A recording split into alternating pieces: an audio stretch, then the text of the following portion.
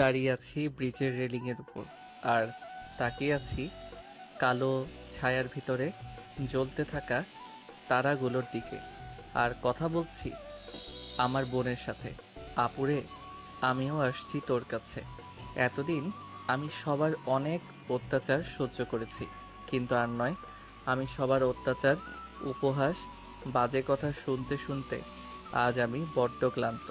তাই তো সব কিছু থেকে নিজেকে মুক্তি দিয়ে আমি আসছি তোর কাছে।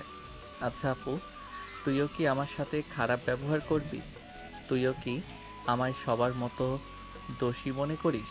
আচ্ছা, আমার মৃত্যুর খবর যদি মা বাবা ভাই শোনে, তখন কি তারা কান্না করবে না খুশি হবে? আমার মৃত্যুর কথা শুনে মা বাবা ভাইয়ার চোখের কোণ ভিজে উঠবে না, মুখে হাসি ফুটে উঠবে? হয়তো কখনো বলবে না আমাদের একা করে কেন চলে গেলি। তবে আমার ভাবি আমার জন্য অনেক কান্না করবে, আমি নিশ্চিত আপু। আপু, আমি আসছি। রাহুল কথাগুলো বলে ঝাঁপ দিল নদীতে আর ডুবে যেতে লাগলো নদীর অতল গভীরে। চলুন আপনাদের বলে আসি রাহুল কেন এমন একটা রাস্তা বেছে নিল। 5 বছর আগে। বাবা, তোমায় কিছু কথা বলার ছিল আমার। কিন্তু বাবা আমার কথার কোনো উত্তর না দিয়ে চলে গেল। আমি কোনো উপায় না পেয়ে মায়ের সামনে গিয়ে বললাম, মা, কিছু কথা বলার ছিল তোমায়। মা, আমার কিছু টাকার দরকার ছিল। কলেজের ফি আর একটা সোয়েটার কিনতে হবে, খুব ঠান্ডা পড়েছে তো। তোর এসব ঢঙের কথা শোনার মতন আমার টাইম নাই। হাসছে কলেজের টাকা নেওয়ার জন্য, পড়ালেখার বেলায় অষ্টরম্ভা আর টাকা লাগে। মা, সামনে ফাইনাল পরীক্ষা, তাই দিতে হবে। আমার কাছে টাকা নেই, যা তো আমার সামনে থেকে। নিতুকে নিয়ে স্কুলে যেতে হবে। আমি নিতুকে নিয়ে যাই মা। দরকার নেই তোর মতন পরামুখী ছেলে। শর্ত আমার সামনে থেকে। নিতু চলো। ছোট্ট নিতু রাহুলের দিকে তাকিয়ে থেকে মায়ের সাথে হাঁটা দিল। রাহুলের চোখের কোণে জমা হওয়া জল মুছে সামনের দিকে যাচ্ছে। কোনো উপায় না যে আমি মন খারাপ করে যখন চলে আসছিলাম, তখনই সিঁড়িতে ভাইয়ার সাথে দেখা। ভাইয়া আমার দিকে তাকিয়ে একটা বিরক্তিকর ভাব প্রকাশ করে। আমি বুঝতে পেরে একপাশে দাঁড়িয়ে গেলাম আর বললাম, ভাইয়া। ধুর, আজকের দিনটা আমার পুরো খারাপ হয়ে গেল বুঝি। কি হয়েছে? আমার কলেজের ফি দেওয়া লাগতো আর একটা সোয়েটার কিনতাম, যদি কিছু টাকা দিতে। থাপ্পড় খাওয়ার আগে সর আমার সামনে থেকে। তোকে আমি টাকা দেই আর আমাদের ব্যবসায় লাল বাতি জ্বলো? তোর জন্য আমাদের পরিবারের এত অশান্তি, সকাল সকাল মেজাজটাই খারাপ করে দিল। রাহুল মন খারাপ করে তার রুমের দিকে যাচ্ছিল। তখনই রাহুলের ভাবি রাহুলের হাত টেনে ধরে।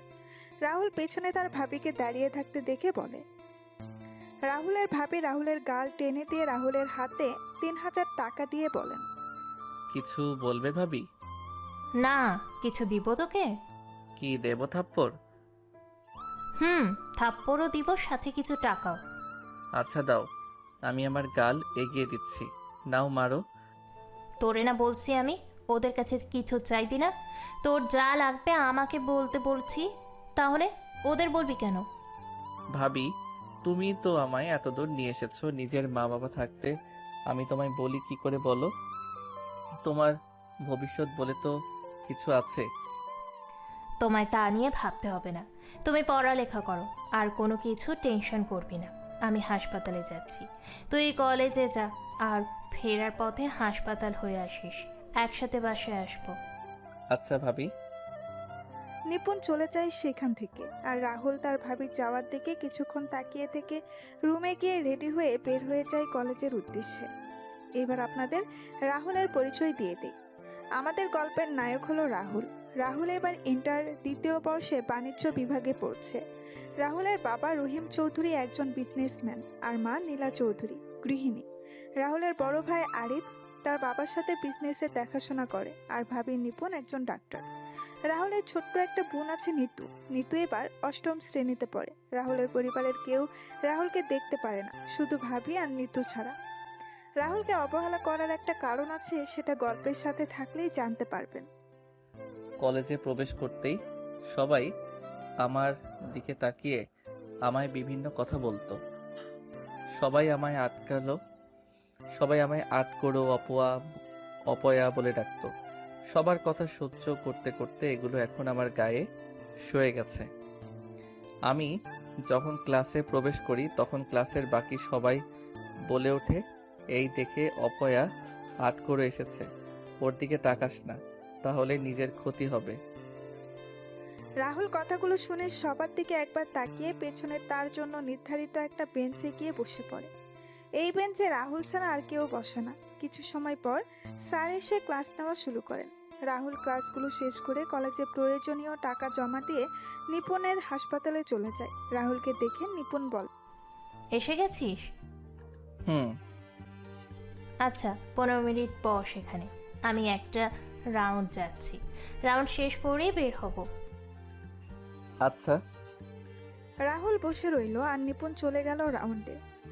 রাহুলের রুমে বসে থাকতে ভালো লাগছিল না। তখন রাহুল রুম থেকে বের হয়ে হাঁটছিল।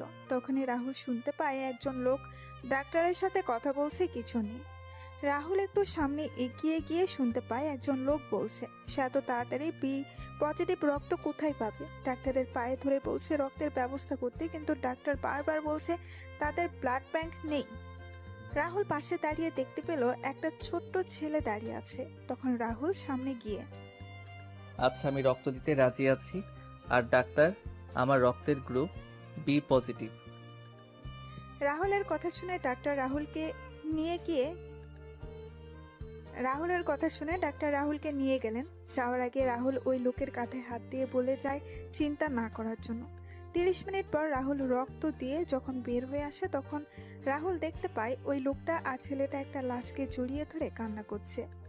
রাহুল বাসার নার্সকে জিজ্ঞাসা করে জানতে পারে কিছুক্ষণ আগে হঠাৎ করে ওই মহিলার খিঁচুনি ওঠে আর তারপরে সে এই ত্রিভুবন ত্যাগ করে পরভুবনে পাড়ি দিয়েছে। রাহুল কথাগুলো শুনে সেখানেই দাঁড়িয়ে পড়ে। রাহুল তাকিয়ে আছে ছোট্ট সেই ছেলেটার দিকে। তখন তার ভাই আর মা বাবা বলার কথাগুলো মনে পড়ে যায়। রাহুল সেখান থেকে বের হয়ে রাস্তা দিয়ে হাঁটছে আর চোখে জমা হওয়া জলগুলো মুছে সামনের দিকে এগিয়ে চলছে। এইদিকে নিপুণ রুমে এসে দেখতে পাই রাহুল রুমে নেই। তখন নার্সকে রাহুলের কথা বললেই বলে রাহুল 5 মিনিট আগে বের হয়ে গেছে। নিপুণও বের হয়ে যায় গাড়ি নিয়ে। কিছু দূর আসার পর দেখতে পাই রাহুল একটা গাছের নিচে বসে আছে। নিপুণ গাড়ি থেকে বের হয়ে রাহুল কাছে গিয়ে বলে, কি রে, তোর কি হয়েছে? এ কি, তুই কান্না করছিস কেন? কি হলো বল? হাসপাতালে কেউ কি কিছু বলেছে? কি রে, বলবি তো? জানো ভাবি, মা বাবা আর ভাইয়া ঠিক বলে, আমি সত্যি অপয়া মুখ পোড়া ছেলে। আমার স্পর্শ ভালো না। কেন, কি হয়েছে? ভাবি আজকে হাসপাতালে না ভাবি, উনি ভালো ছিলেন সম্পূর্ণ, কিন্তু আমি রক্ত দিয়ে বের হয়ে দেখতে পাই ওই বাচ্চা ছেলেটার জন্য আমার কষ্ট হচ্ছে। আমার জন্য ছেলেটা তার মাকে হারিয়েছে। আমি একটা ছেলের থেকে তার মাকে কেড়ে নিয়েছি। তুই কান্না করছিস কেন? এতে তোর কি দোষ বল?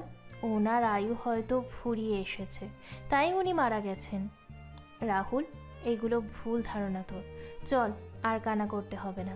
একটা কথা মনে রাখবি, সৃষ্টিকর্তা যাকে এই পৃথিবীতে যত দিনের আয়ু দিয়ে পাঠিয়েছেন সে ততদিনই এই পৃথিবীতে বেঁচে থাকবে। আর তারপর এই পৃথিবীর মায়া ত্যাগ করে পরপারে যেতে হবে। চল আমার সাথে। কোথায় যাবে? গেলেই দেখতে পাবি। রাহুলকে নিয়ে নিপুণ একটা কাপড়ের শোরুমে নিয়ে গেল। তারপর রাহুলের জন্য কিছু শীতের কাপড় কিনে নিয়ে বাসার দিকে পথ চলা শুরু করলো। রাহুল নিপুণকে এসব করার জন্য মানা করেছিল, কারণ বাসায় যখন সবাই জানতে পারবে নিপুণ এসব রাহুলকে কিনে দিয়েছে তখন সবাই নিপুণকে কথা শোনাবে। নিপুণ রাহুলের কোনো কথা শোনেনি। কিছু সময় পর রাহুল আর নিপুণ বাসায় চলে আসে। রাহুল আর নিপুণ বাসায় ঢুকে দেখতে পায় রাহুলের মা আর নিতু রাহুলের বাবা বসে আছেন ড্রয়িং রুমে। রাহুলের হাতে ব্যাগ দেখে নিতু দৌড়ে আসে আর ব্যাগগুলো নিয়ে দেখতে লাগলো। নিতু সব কিছু দেখে বলে, ভাইয়া, আমার জন্য কিছু নিয়ে আসুনি? এনেছি, এই নে চকলেটগুলো। আমার লক্ষ্মী ভাইয়া। তুই টাকা পেলি কোথায়? বোঝো না কোথায় পাবে? নিশ্চয় নিপুণের থেকে নিয়েছে। মা বাবা, রাহুল আমার কাছ থেকে টাকা চেয়ে নেয়নি, আমি রাহুলকে দিয়েছি। সে তো নিতে চায়নি, কিন্তু আমি জোর করে দিয়েছি। আর রাহুল, এখানে দাঁড়িয়ে আছিস কেন? রুমে যা তোর, আমি খাবার নিয়ে আসছি। মায়ের চেয়ে মাসির দরদ বেশি।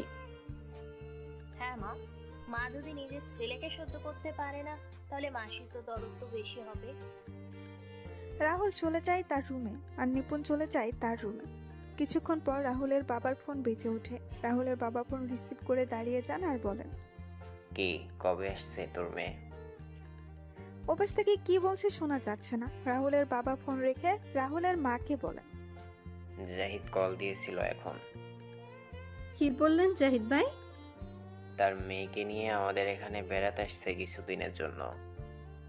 তাহলে তো ভালোই, আসুক না। কালকে এয়ারপোর্ট থেকে নিয়ে আসতে হবে। কালকে রাশিয়ান কোম্পানির লুকোইল এর সাথে আমাদের মিটিংয়ের প্রজেক্টটা যদি পেয়ে যায়, তাহলে আমরা দেশের 1 নম্বর কোম্পানিতে পরিণত হব। আমি আর আরিফের জন্য কালকের সকালে বের হয়ে যাব, আর ড্রাইভার ও আমাদের সাথে থাকবে। তাহলে দিয়াকে কে নিয়ে আসবে? বাসায় তো একজন আছে, সে না হয় নিয়ে আসবে। কিন্তু যদি কিচ্ছু হবে না। পরের দিন সকালে রাহুল তার রুমে পড়ছিল, তখনই নিপুণ রাহুলের রুমে খাবার নিয়ে আসে। রাহুল খাবার খাচ্ছিল, তখন রাহুলের বাবা আর ভাই রাহুলের রুমে আসে আর বলে যায় এয়ারপোর্ট থেকে দিয়াকে নিয়ে আসতে। রাহুল কোনো কথা না বলে হ্যাঁ বোধক মাথা নাড়ালো। সবাই চলে গেল। রাহুল আবার পড়তে শুরু করে। তখন রাহুলের ফোন বেজে ওঠে। রাহুল ফোন রিসিভ করে হ্যালো বলতেই ওপাশ থেকে বলে, কি রে, কেমন আছিস? কে বলছেন? আরে আমায় ভুলে গেলি মনু? রবিন। কি খবর তোর? এই তো ভালো আছি, তুই কেমন আছিস? বিন্দাস আছি রে। অনেকদিন পরে কথা হলো তোর সাথে। 5 বছর পর কি করছিস এখন তুই? ইন্টার দ্বিতীয় বর্ষে পড়ছি, তুই? আমিও। কোথায় আছিস? সিলেটে কি? তুই কই? বরিশালে আছি। আচ্ছা, ভালো থাকিস, পরে কথা হবে। আচ্ছা। বাহ বাহ, আমার দেবর বাবু দেখছি ফোনে কথা বলছে। আরে ভাবি, কিছু বলবে? কার সাথে কথা বলছিলে ভাইজান? রবিনের সাথে। তোমায় বলা হয়নি রবিনের ব্যাপারে। 5 বছর আগে রবিন তার বাবার ট্রান্সফারের কারণে পরিবারের সাথে বরিশালে চলে যায়। রবিন কল দিয়েছিল, তার সাথে কথা বলছিলাম। ও আচ্ছা, শোন, আজকে এই কাপড়গুলো পরে যাবে। কেন ভাবি? আমি বলছি তাই। ভাবি, আমি যেরকম আছি সেরকমই ভালো। এত ভালো পোশাক আমার জন্য না। যা বলছিস সেটাই করবি। আর তাছাড়া তোর হবু বউ আসছে। কে হবু বউ? কেন দিয়া? না ভাবি, আমি যতদিন না বাবা মায়ের কাছে ভালো হয়ে উঠছি ততদিন এসব কথা চিন্তাই করব না। আর দিয়ার কি খেয়ে দে কাজ নিয়ে আমায় বিয়ে করবে? কেন, আমার ভাই কোনো দিক দিয়ে কম কি দেখতে? না ভাবি, নিতুকে আমি যেমন বোনের চোখে দেখি, দিয়াকেও তেমন দেখি। পণ্ডিতি বাদ দিয়ে রেডি হয়ে নেন জনা। যথা আজ্ঞা ম্যাডাম। আচ্ছা। ভাবি হলে তো এরকমই হওয়া চাই। এখন শুধু আমি আমার ভাইয়া বাবা মায়ের কাছে ভালো হয়ে গেলেই আমার জীবন পরিপূর্ণ। নিপুণ চলে যায়।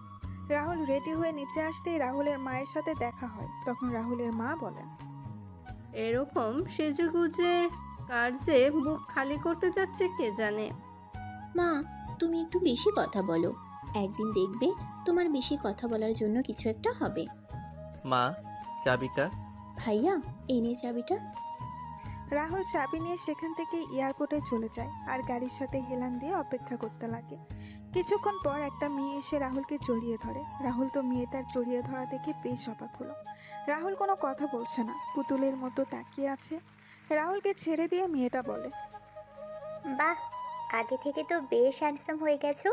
নতুন লুক, নতুন স্টাইল। কে আপনি? আমায় জড়িয়ে ধরলেন যে? আরে, আমায় চিনতে পারোনি? আমি দিয়া। কি? হ্যাঁ, চিনতে পারোনি? ও আচ্ছা, আপনি গাড়িতে বসুন, ব্যাগগুলো দিয়ে আমি গাড়িতে তুলে দিচ্ছি।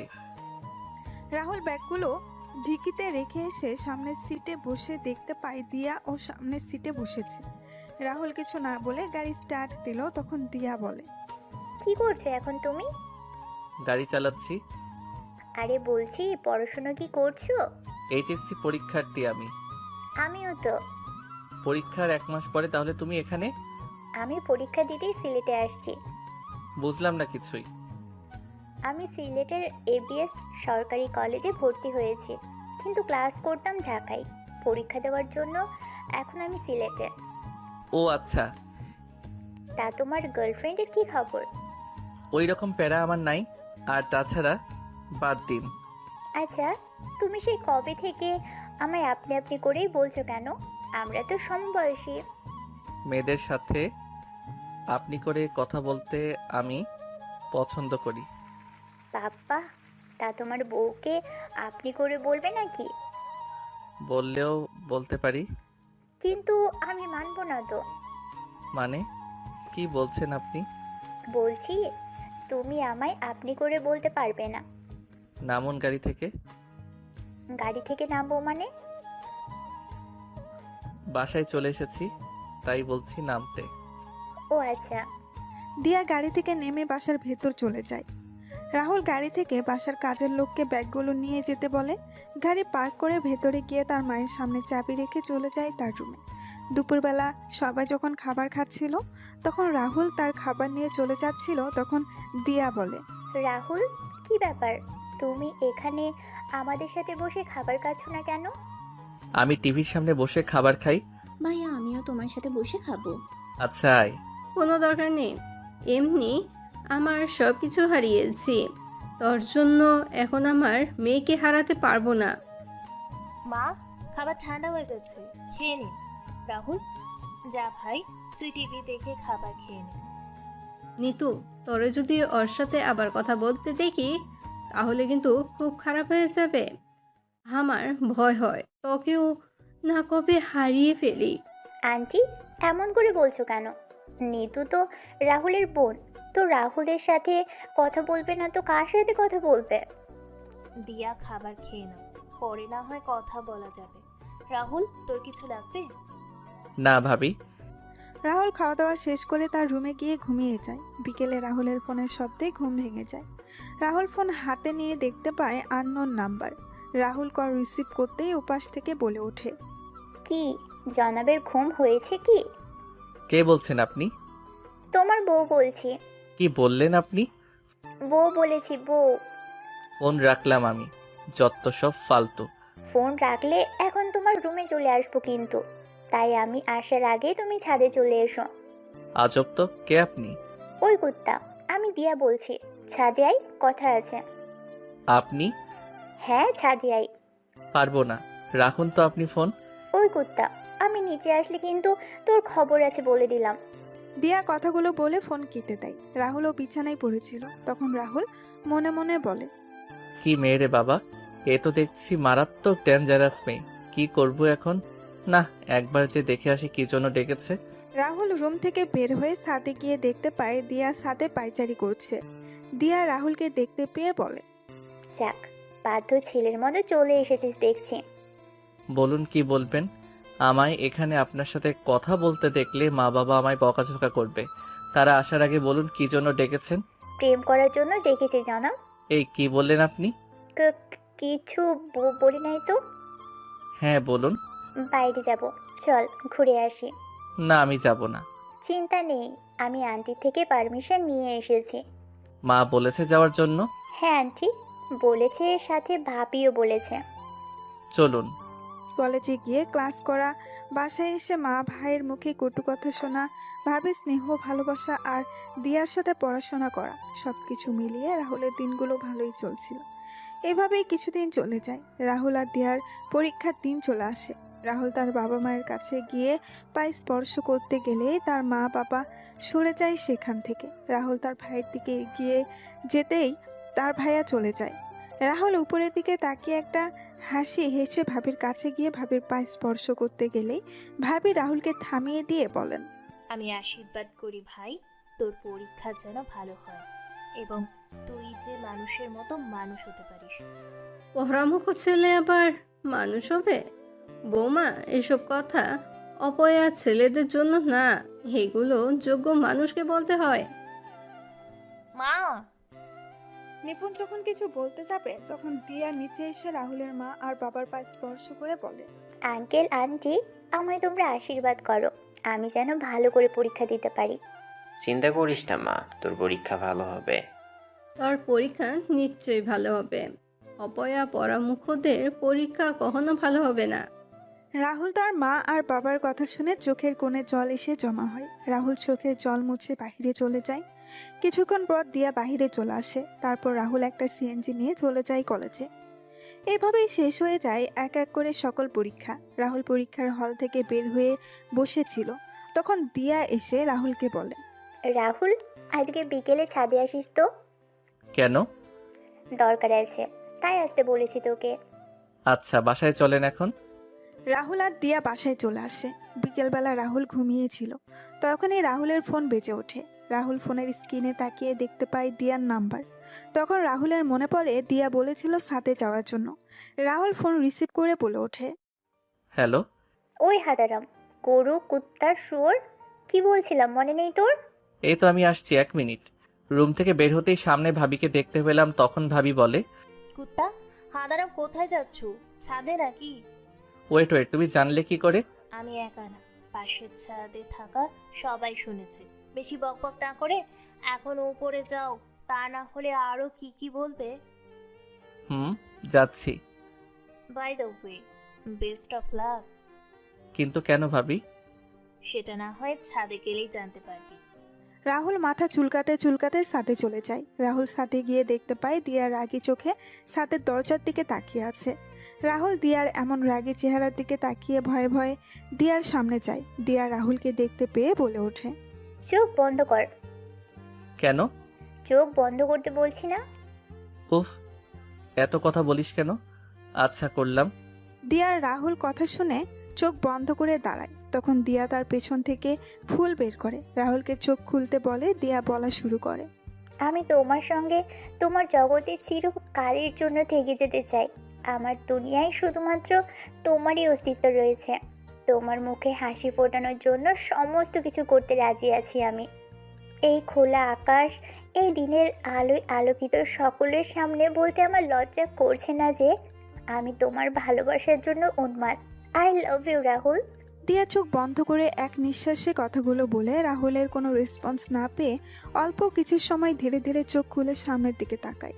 তখন দিয়া দেখতে পায় রাহুল সেখান থেকে সরে গিয়ে ছাদের এক পাশে দাঁড়িয়ে আছে। দিয়া সেখান থেকে উঠে রাহুলের পাশে গিয়ে বলে, কি হলো, তুমি ওখান থেকে এখানে চলে এলে যে? কোনো উত্তর দিলে না যে? দেখুন, আপনি ভুল করছেন। আপনি মনে মনে যা চিন্তা করেছেন সেটা কোনোদিনও সম্ভব না। মানে রাহুল, কি বলছো তুমি? হ্যাঁ, আমি ঠিকই বলছি। আপনার মাথায় যা ঘুরছে সেটা মাথা থেকে ঝেড়ে ফেলে দিন, এটাই ভালো হবে। রাহুল, আমি তোমায় সত্যি ভালোবাসি, তুমি কেন বুঝতে পারছো না? আমি বুঝতেও চাই না কখনো। দেখুন, আমি আমার পরিবারের কাছে একজন খারাপ ছেলে, একজন খুনি, একজন অপয়া। আমি আমার মা বাবার কাছেই খারাপ হয়ে গেছি। এখন নিজেকে তাদের কাছে যোগ্য হওয়ার চেষ্টা করছি। আমি আমার মা বাবার কষ্ট পাবে এমন কোনো কাজ করব না। রাহুল, তুমি নিজেই তো বলেছো তোমার মা বাবা তোমায় দেখতে পারে না, তাহলে তুমি কেন তাদের নিয়ে ভাবছো? আমি ভাবছি কারণ তারা আমার মা বাবা। এমন মা বাবা থাকার চেয়ে না থাকাই ভালো। যে মা বাবা নিজের ছেলেকে দেখতে পারে না, নিজের ছেলের সাথে অমানুষের মতো আচরণ করে। ঠাস ঠাস, তোমার তো সাহস কম না। তুমি আমার মা বাবা নিয়ে কথা বলছো? তুমি জানো আমি এখানে দাঁড়িয়ে আছি কেন? আরে আমার মা আমাকে 10 মাস 10 দিন তার গর্ভে রেখে বড় করেছে। আরে আমি এই পৃথিবীতে এসেছি, আলো বাতাস পেয়েছি সেই মায়ের জন্য, যে মা আমায় 10 মাস 10 দিন গর্ভে ধারণ করেছিল। আর তুমি তার মৃত্যু কামনা করছো? আরে তুমি আমার বাবার মৃত্যু কামনা করছো? আমি এত বড় হয়েছি যেই বাবা আমায় হাত ধরে হাঁটতে শিখিয়েছিল, আর তুমি তাদের মৃত্যু কামনা করছো। এখন হয়তো তারা কোনো ভুলে জর্জরিত, তাই আমার সাথে খারাপ ব্যবহার করছে। যে সময় বাবা মায়ের ভুল ভেঙে যাবে তখন ঠিকই আমায় বুকে টেনে নিবে, এটা আমার বিশ্বাস। আমি জানি সৃষ্টিকর্তা কাউকে নিরাশ করেন, আমাকেও করবেন না। তুমি আমার বাবার বন্ধুর মেয়ে, তুমি আমাদের অতিথি। অতিথির মতো থাকো, কোনো কথা বলবে না। আমি তোমায় আমার বোনের চোখে দেখি, আর তুমি যদি আমার বোন হয়ে থাকতে চাও তাহলে থাকো, না হলে যেতে পারো। আমার কথায় কোনো কষ্ট পেলে আমায় ক্ষমা করে দিবেন। রাহুল কথাগুলো বলে সেখান থেকে চলে যায় আর রাহুলের মা ছাদের একপাশে দাঁড়িয়ে ছেলের বলা কথাগুলো শুনছিলেন। রাহুলের মা সব শুনে বুঝতে পারেন তারা রাহুলের সাথে এত বাজে ব্যবহার করার পরেও রাহুলের কোনো অভিযোগ নেই তাদের প্রতি। রাহুলের মা চোখে জল মুছে নিচে নেমে আসেন। দিয়া গালে হাত দিয়ে দাঁড়িয়েছিল। পরের দিন রাহুল তার রুমে বসেছিল, তখন নিপুণ আসে রাহুলের রুমে। নিপুণ বলে, রাহুল কি করছিস তুই?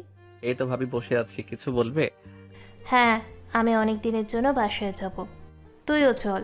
না ভাবি, আমি বাসায় আছি, বাবার শরীর ভালো না, ভাইয়া তো অফিসে থাকে, মা পারবে না একা সব কিছু।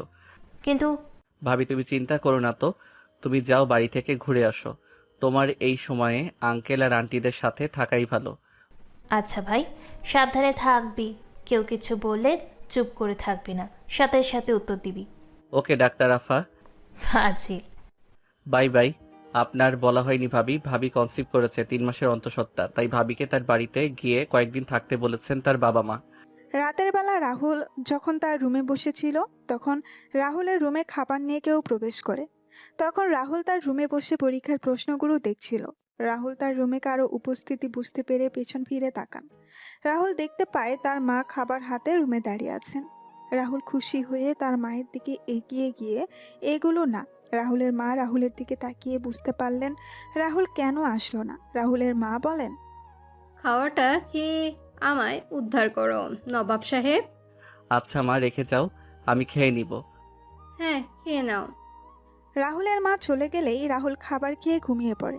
কয়েকদিন ধরে রাহুল একটা জিনিস লক্ষ্য করলো, রাহুলের মা রাহুলের সাথে আগের মতো খারাপ ব্যবহার করে না। আর নিতুকে রাহুলের সাথে কথা বলতে দেখেও কিছু বলে না। রাহুলও মনে মনে অনেক খুশি ছিল যে তার মা তার সাথে ভালো ব্যবহার করছে। দিয়া রাহুলকে আর ওই দিনের পর ভালোবাসার কথা বলেনি। দিয়া রাহুলের সাথে ভাই বোনের মতো ব্যবহার করে। একদিন রাহুলের মা বাবা আর ভাই নিপুণকে নিয়ে আসার জন্য নিপুণের বাসায় চলে যায়। রাহুল, দিয়া আর নিতু কথা বলতে বলতে সিঁড়ি বেয়ে নিচে নামছিল। হঠাৎ করে নিতু পা পিছলিয়ে পড়ে যায়। সাথে সাথে নিতুর মাথা ফেটে রক্ত বের হয় আর অজ্ঞান হয়ে যায়।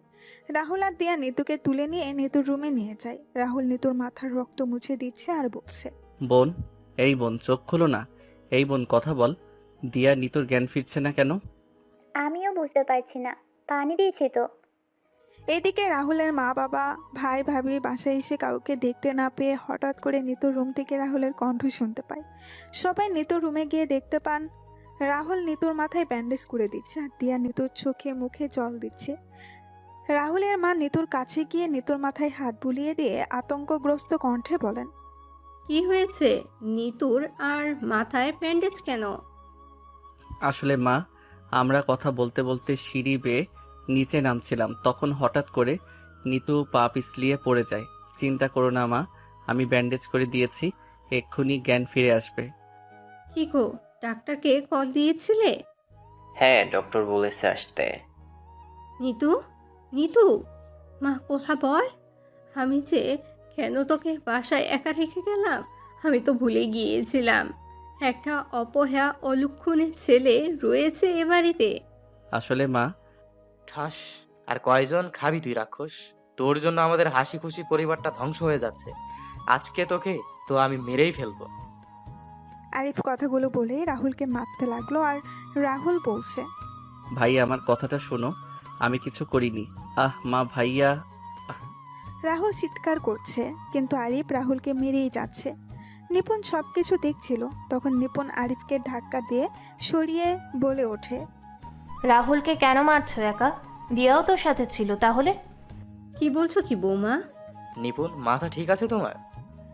আমার মাথা ঠিক আছে, কিন্তু তোমাদের মাথা ঠিক নেই। রাহুল আর দিয়া তো বাসায় ছিল, আর ওরা তো বলেছিল কথা বলতে বলতে নিচে নামছিল। তাহলে রাহুলের দোষ কোথায় এখানে? আর এখানে যদি রাহুলের দোষ থাকে তাহলে দিয়ারও দোষ থাকার কথা। আরিফ, শান্ত হয়ে সরে আয় তুই। এই তো ডক্টর এসেছে। তারপর ডাক্তার এসে নিতুকে দেখে একটা ইনজেকশন দিয়ে কিছু মেডিসিন দিয়ে চলে যায় আর বলে যায় কিছু সময় পর নিতুর জ্ঞান ফিরে আসবে। ডাক্তার চলে যায় আর নিপুণ রাহুলকে নিয়ে সেখান থেকে চলে যায়। আচ্ছা, কি হয়েছিল বলো তো আমায় রাহুল? আমরা কথা বলতে বলতে আসছিলাম, আমি পিছনে আর দিয়া নিতু সামনে। হঠাৎ করে দিয়া চিৎকার দিল আর আমি সামনে তাকিয়ে দেখতে পেলাম নিতু সিঁড়ি থেকে গড়িয়ে পড়ছে। বুঝতে পারছি। আচ্ছা, রুমে গিয়ে রেস্ট নে, আর একটা ব্যথার মেডিসিন খেয়ে নিস। আচ্ছা ভাবি। রাতের বেলা নিতুর জ্ঞান ফিরে। সবাই নিতুর সাথে কথা বলছিল আর রাহুল আড়াল থেকে দাঁড়িয়ে নিতুকে দেখছিল। সবাই রুম থেকে বের হয়ে যাওয়ার পর রাহুল গিয়ে নিতুর পাশে বসে আর বলে, কেমন লাগছে এখন তোর নিতু? ভালো ভাইয়া। বেশি ব্যথা করছে কি? অল্প একটু করছে ভাইয়া। আচ্ছা ভাইয়া, সবাই তোকে বকাবকি করছে তাই না? কই না তো। আচ্ছা তুই রেস্ট নে, আমি গেলাম। আচ্ছা ভাইয়া। রাহুল নিতুর রুম থেকে বের হয়ে আসে। দিনে দিনে কিছুদিন চলে যায়। নিপুণের শরীরের অবস্থা ভালো না, তাই নিপুণের সাথে নিতুকে পাঠিয়ে দেওয়া হয় নিপুণের বাড়িতে। রাহুল তার রুমে বসে মোবাইলে গেম খেলছিল। তখনই দিয়া রাহুলের রুমে আসে আর বলে, কি করছিস তুই? গেম খেলছি। কোনটা খেলছিস? Call of Duty. ও, ভালোই হলো। কেন? আমি ফোনের স্ক্রিনে তাকিয়ে বললাম, আমি গেম খেলার সময় ফোনের স্ক্রিন থেকে চোখ সরাই না। বুঝতে পারবি একটু পরে। কি বুঝবো? আজকে কি স্পেশাল কোনো কিছু আছে? অনেক স্পেশাল খাবার আছে। তাহলে তো ভালোই। কিছু সময় পর রাহুল তার রুমের মাটিতে রক্তাক্ত অবস্থায় পড়ে আছে আর সামনে দাঁড়িয়ে আছে রাহুলের মা, বাবা, বড় ভাই আর দিয়া। দিয়া রাহুলের পাশে দাঁড়িয়েছিল। তখন দিয়া রাহুলের কলার চেপে ধরে কানে কানে বলে, কি রে, কেমন লাগছে তোর এখন? বলেছিলাম না স্পেশাল খাবার আছে। এই দেখ, স্পেশাল খাবার দিয়ে দিলাম তোকে। তোকে নিজের বোন মনে করতাম, আর তুই কি করলি এটা? আঙ্কেল, আন্টি, ভাইয়া, দেখছো রাহুল কি বলছে? আমি এখন এমুক নিয়ে কোথায় যাব? রাহুলের মা গিয়ে দিয়াকে বুকের সাথে জড়িয়ে ধরে শান্ত করতে লাগলেন আর রাহুল বলে, মা, বাবা, ভাইয়া, বিশ্বাস করো আমি ওর সাথে এমন কিছু করিনি।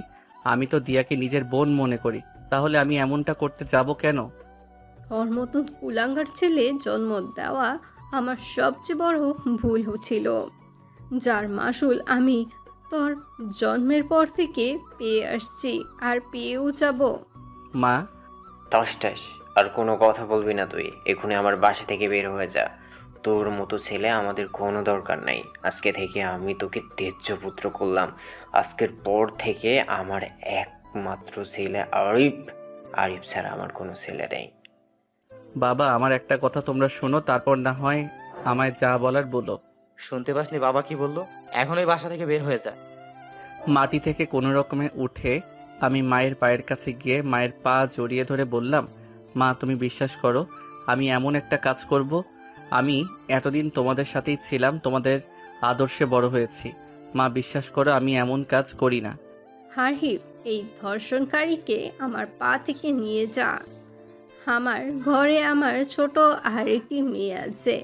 বলা তো যায় না এমন ধর্ষণকারী কখনো কি করতে পারে। মা একদিন ঠিকই বুঝবে, কিন্তু সেদিন আফসোস করবে তোমরা। কিন্তু তোমরা এটা মনে রেখো, তোমাদের উপর আমার কোনো অভিযোগ নেই। দিয়া, সৃষ্টিকর্তার নামে কেউ একজন উপরে আছেন। সবাইকে মিথ্যা বললেও তাকে কেউ মিথ্যা বলতে পারে না। যে যার যার পাপের শাস্তি এই পৃথিবীতে পাবে, এটাই কিন্তু বিধির বিধান। আরিফ, নিয়ে যায় এই কুলাঙ্গারকে। রাহুলের মায়ের কথা শুনে রাহুলের বড় ভাই রাহুলকে টেনে হিঁচড়ে বাসা থেকে বের করে গেটের বাইরে বের করে দিল। রাহুল তার ভাইয়ের পা জড়িয়ে ধরেছিল, কিন্তু আরিফ রাহুলকে লাথি দিয়ে ফেলে বলে, এই বাড়ির ধারের কাছেও যেন তোকে না দেখি। রাহুল মাথা নিচু করে কান্না করছে। রাহুলের হাত পা ফেটে মাথা থেকে রক্ত পড়ছে। রাহুল কি করবে বুঝতে পারছে না। কোনো উপায় না পেয়ে রাহুল একটা ব্রিজের সামনে এসে দাঁড়ায় আর আকাশের অন্ধকারাচ্ছন্ন তারাদের দিকে তাকিয়ে আছে। হায়রে জীবন, নিজের মা বাবাও আমায় বিশ্বাস করে না, নিজের বড় ভাইও আমায় দূরে ঠেলে দিল। আমাকে চলে যেতে হবে এই নিষ্ঠুরতম মানুষ ও পৃথিবী ছেড়ে, যেখানে এরকম কিছু থাকবে না। আমায় ছাড়া যদি সবাই ভালো থাকে তাহলে থাকুক না, আমি কেন তাদের অসুবিধার কারণ হব? 7 বছর পর এবার চলুন আমরা ঘুরে আসি রাহুলের বাড়ি থেকে। রাহুলের বাবা মা, নিতু, ভাই ভাবির সামনে কেউ একজন বসে আছে আর চারপাশে তাকাচ্ছেন। তখন লোকটা বলে, আচ্ছা, বাসার সবার সাথে কথা হইল, সবাই এখানেই আছো, কিন্তু রাহুল কই? রাহুলকে ডেকে আনো তোমরা। রাহুল সহ তোমাদের কিছু বলার আছে আমার, আর সবার জন্য সারপ্রাইজ আছে। মামা, ভাইয়া তো নেই, তাহলে ভাইয়া আসবে কি করে? নেই মানে? কোথায় গিয়েছে রাহুল? বাসায় না থাকলে কল দিয়ে বলো বাসায় আসতে। আমি এসেছি দেশে। কি করে কল দিব মামা? কল দিলে ফোনের রিং বেজে যাবে, কিন্তু কেউ তো রিসিভ করবে না। ফোন রিসিভ করে কথা বলার মানুষটাই যে ফোন রেখে দূরদেশে চলে গেছে। কি বলছো কি বৌমা? আপু, দুলাভাই, বৌমা কি বলছে এসব? সবাই নিশ্চুপ হয়ে আছে, কোনো কথা বলছে না। তখন কামাল খান বলেন, কি হলো, কিছু বলছো না যে? সবাই চুপ কেন? মামা, আসলে রাহুল আর আমাদের মাঝে বেঁচে নেই। রাহুল মারা গেছে। আজকে 7 বছর হলো। মারা গেছে মানে? আমায় তো কিছু বলনি তোমরা। নিপুণ, কি হয়েছিল রাহুলের? আসলে মামা, আমি তখন আমার বাবার বাসায় ছিলাম। তারপর ফোন পেয়ে এখানে আসি, আর এখানে এসে জানতে পারি হঠাৎ একদিন পুলিশ একটি অর্ধগলিত লাশ নিয়ে বাড়িতে আসে আর বলে লাশের সাথে মানি ব্যাগ থেকে একটা আইডি কার্ড পেয়েছে, যার নাম রাহুল। একদিন দিয়ে ভালোই হয়েছে, রাহুল মারা গেছে। না হলে আরও কষ্ট পেয়ে মরতে হতো। ছেলেটা তার জীবনে যে অবহেলা পেয়েছে, বেঁচে থাকলে হয়তো আরও অবহেলা কষ্ট পেতে হতো। কষ্ট পেয়ে মরতে হলো মানে? মামা, বড় অপুর মৃত্যুর জন্য সবাই রাহুলকে অপমান করত, মারধর করত। আমার শ্বশুর শাশুড়ি তো তার ছেলেকে অপয়া, মুখ পোড়া, আরও কত কিছু বলে অপমান করত। আর আমার স্বামী তো উঠতে বসতে রাহুলকে মারধর করত। আমি এদের না দেখলে বিশ্বাস করতে পারতাম না একজন বাবা মা ভাই কতটা অমানুষ হতে পারে। নিপার মৃত্যু হয়েছে মানে? আপু, দুলাভাই, তোমরা নিপার লাশ পেয়েছো কি কখনো? মেয়ের লাশ পাবো কি করে বল? মেয়ের লাশটা যে নদীর স্রোতের সাথে ভেসে গেছে। ওই দিন যদি ওই মুখ পোড়া ছেলেটার সাথে না যেত, তাহলে হয়তো আমার বড় মেয়েটাকে হারাতে হতো না। আচ্ছা, নিপা, নিপা, ভিতরে আয় তোরা। কামাল খানের মুখে নিপা নাম শুনেই সবাই বেশ অবাক হয়ে যায়। সবাই কামাল খানের দিকে এবং সদর দরজার দিকে তাকাচ্ছে। কিছু সময় পর সবাই দেখতে পায় নিপা চোখের জল মুছতে মুছতে তার মামি ও কয়েকজন ভেতরে প্রবেশ করে। নিপা চোখের জল মুছে তার মামার সামনে এসে দাঁড়ায়। তখন রাহুলের মা বলেন, ভাই, এ তো আমাদের নিপা। হ্যাঁ, আমাদের নিপা। মারে, তুই বেঁচে আছিস? কথাটা বলে রাহুলের মা বাবা যখন নিপার সামনে এসে নিপাকে জড়িয়ে ধরবে, তখন নিপা তাদের হাতের ইশারায় থামিয়ে দিয়ে বলে, কে আপনারা? আমি আপনাদের চিনি না। মামা, চলো এখান থেকে। মা, তুই কি বলছিস এসব?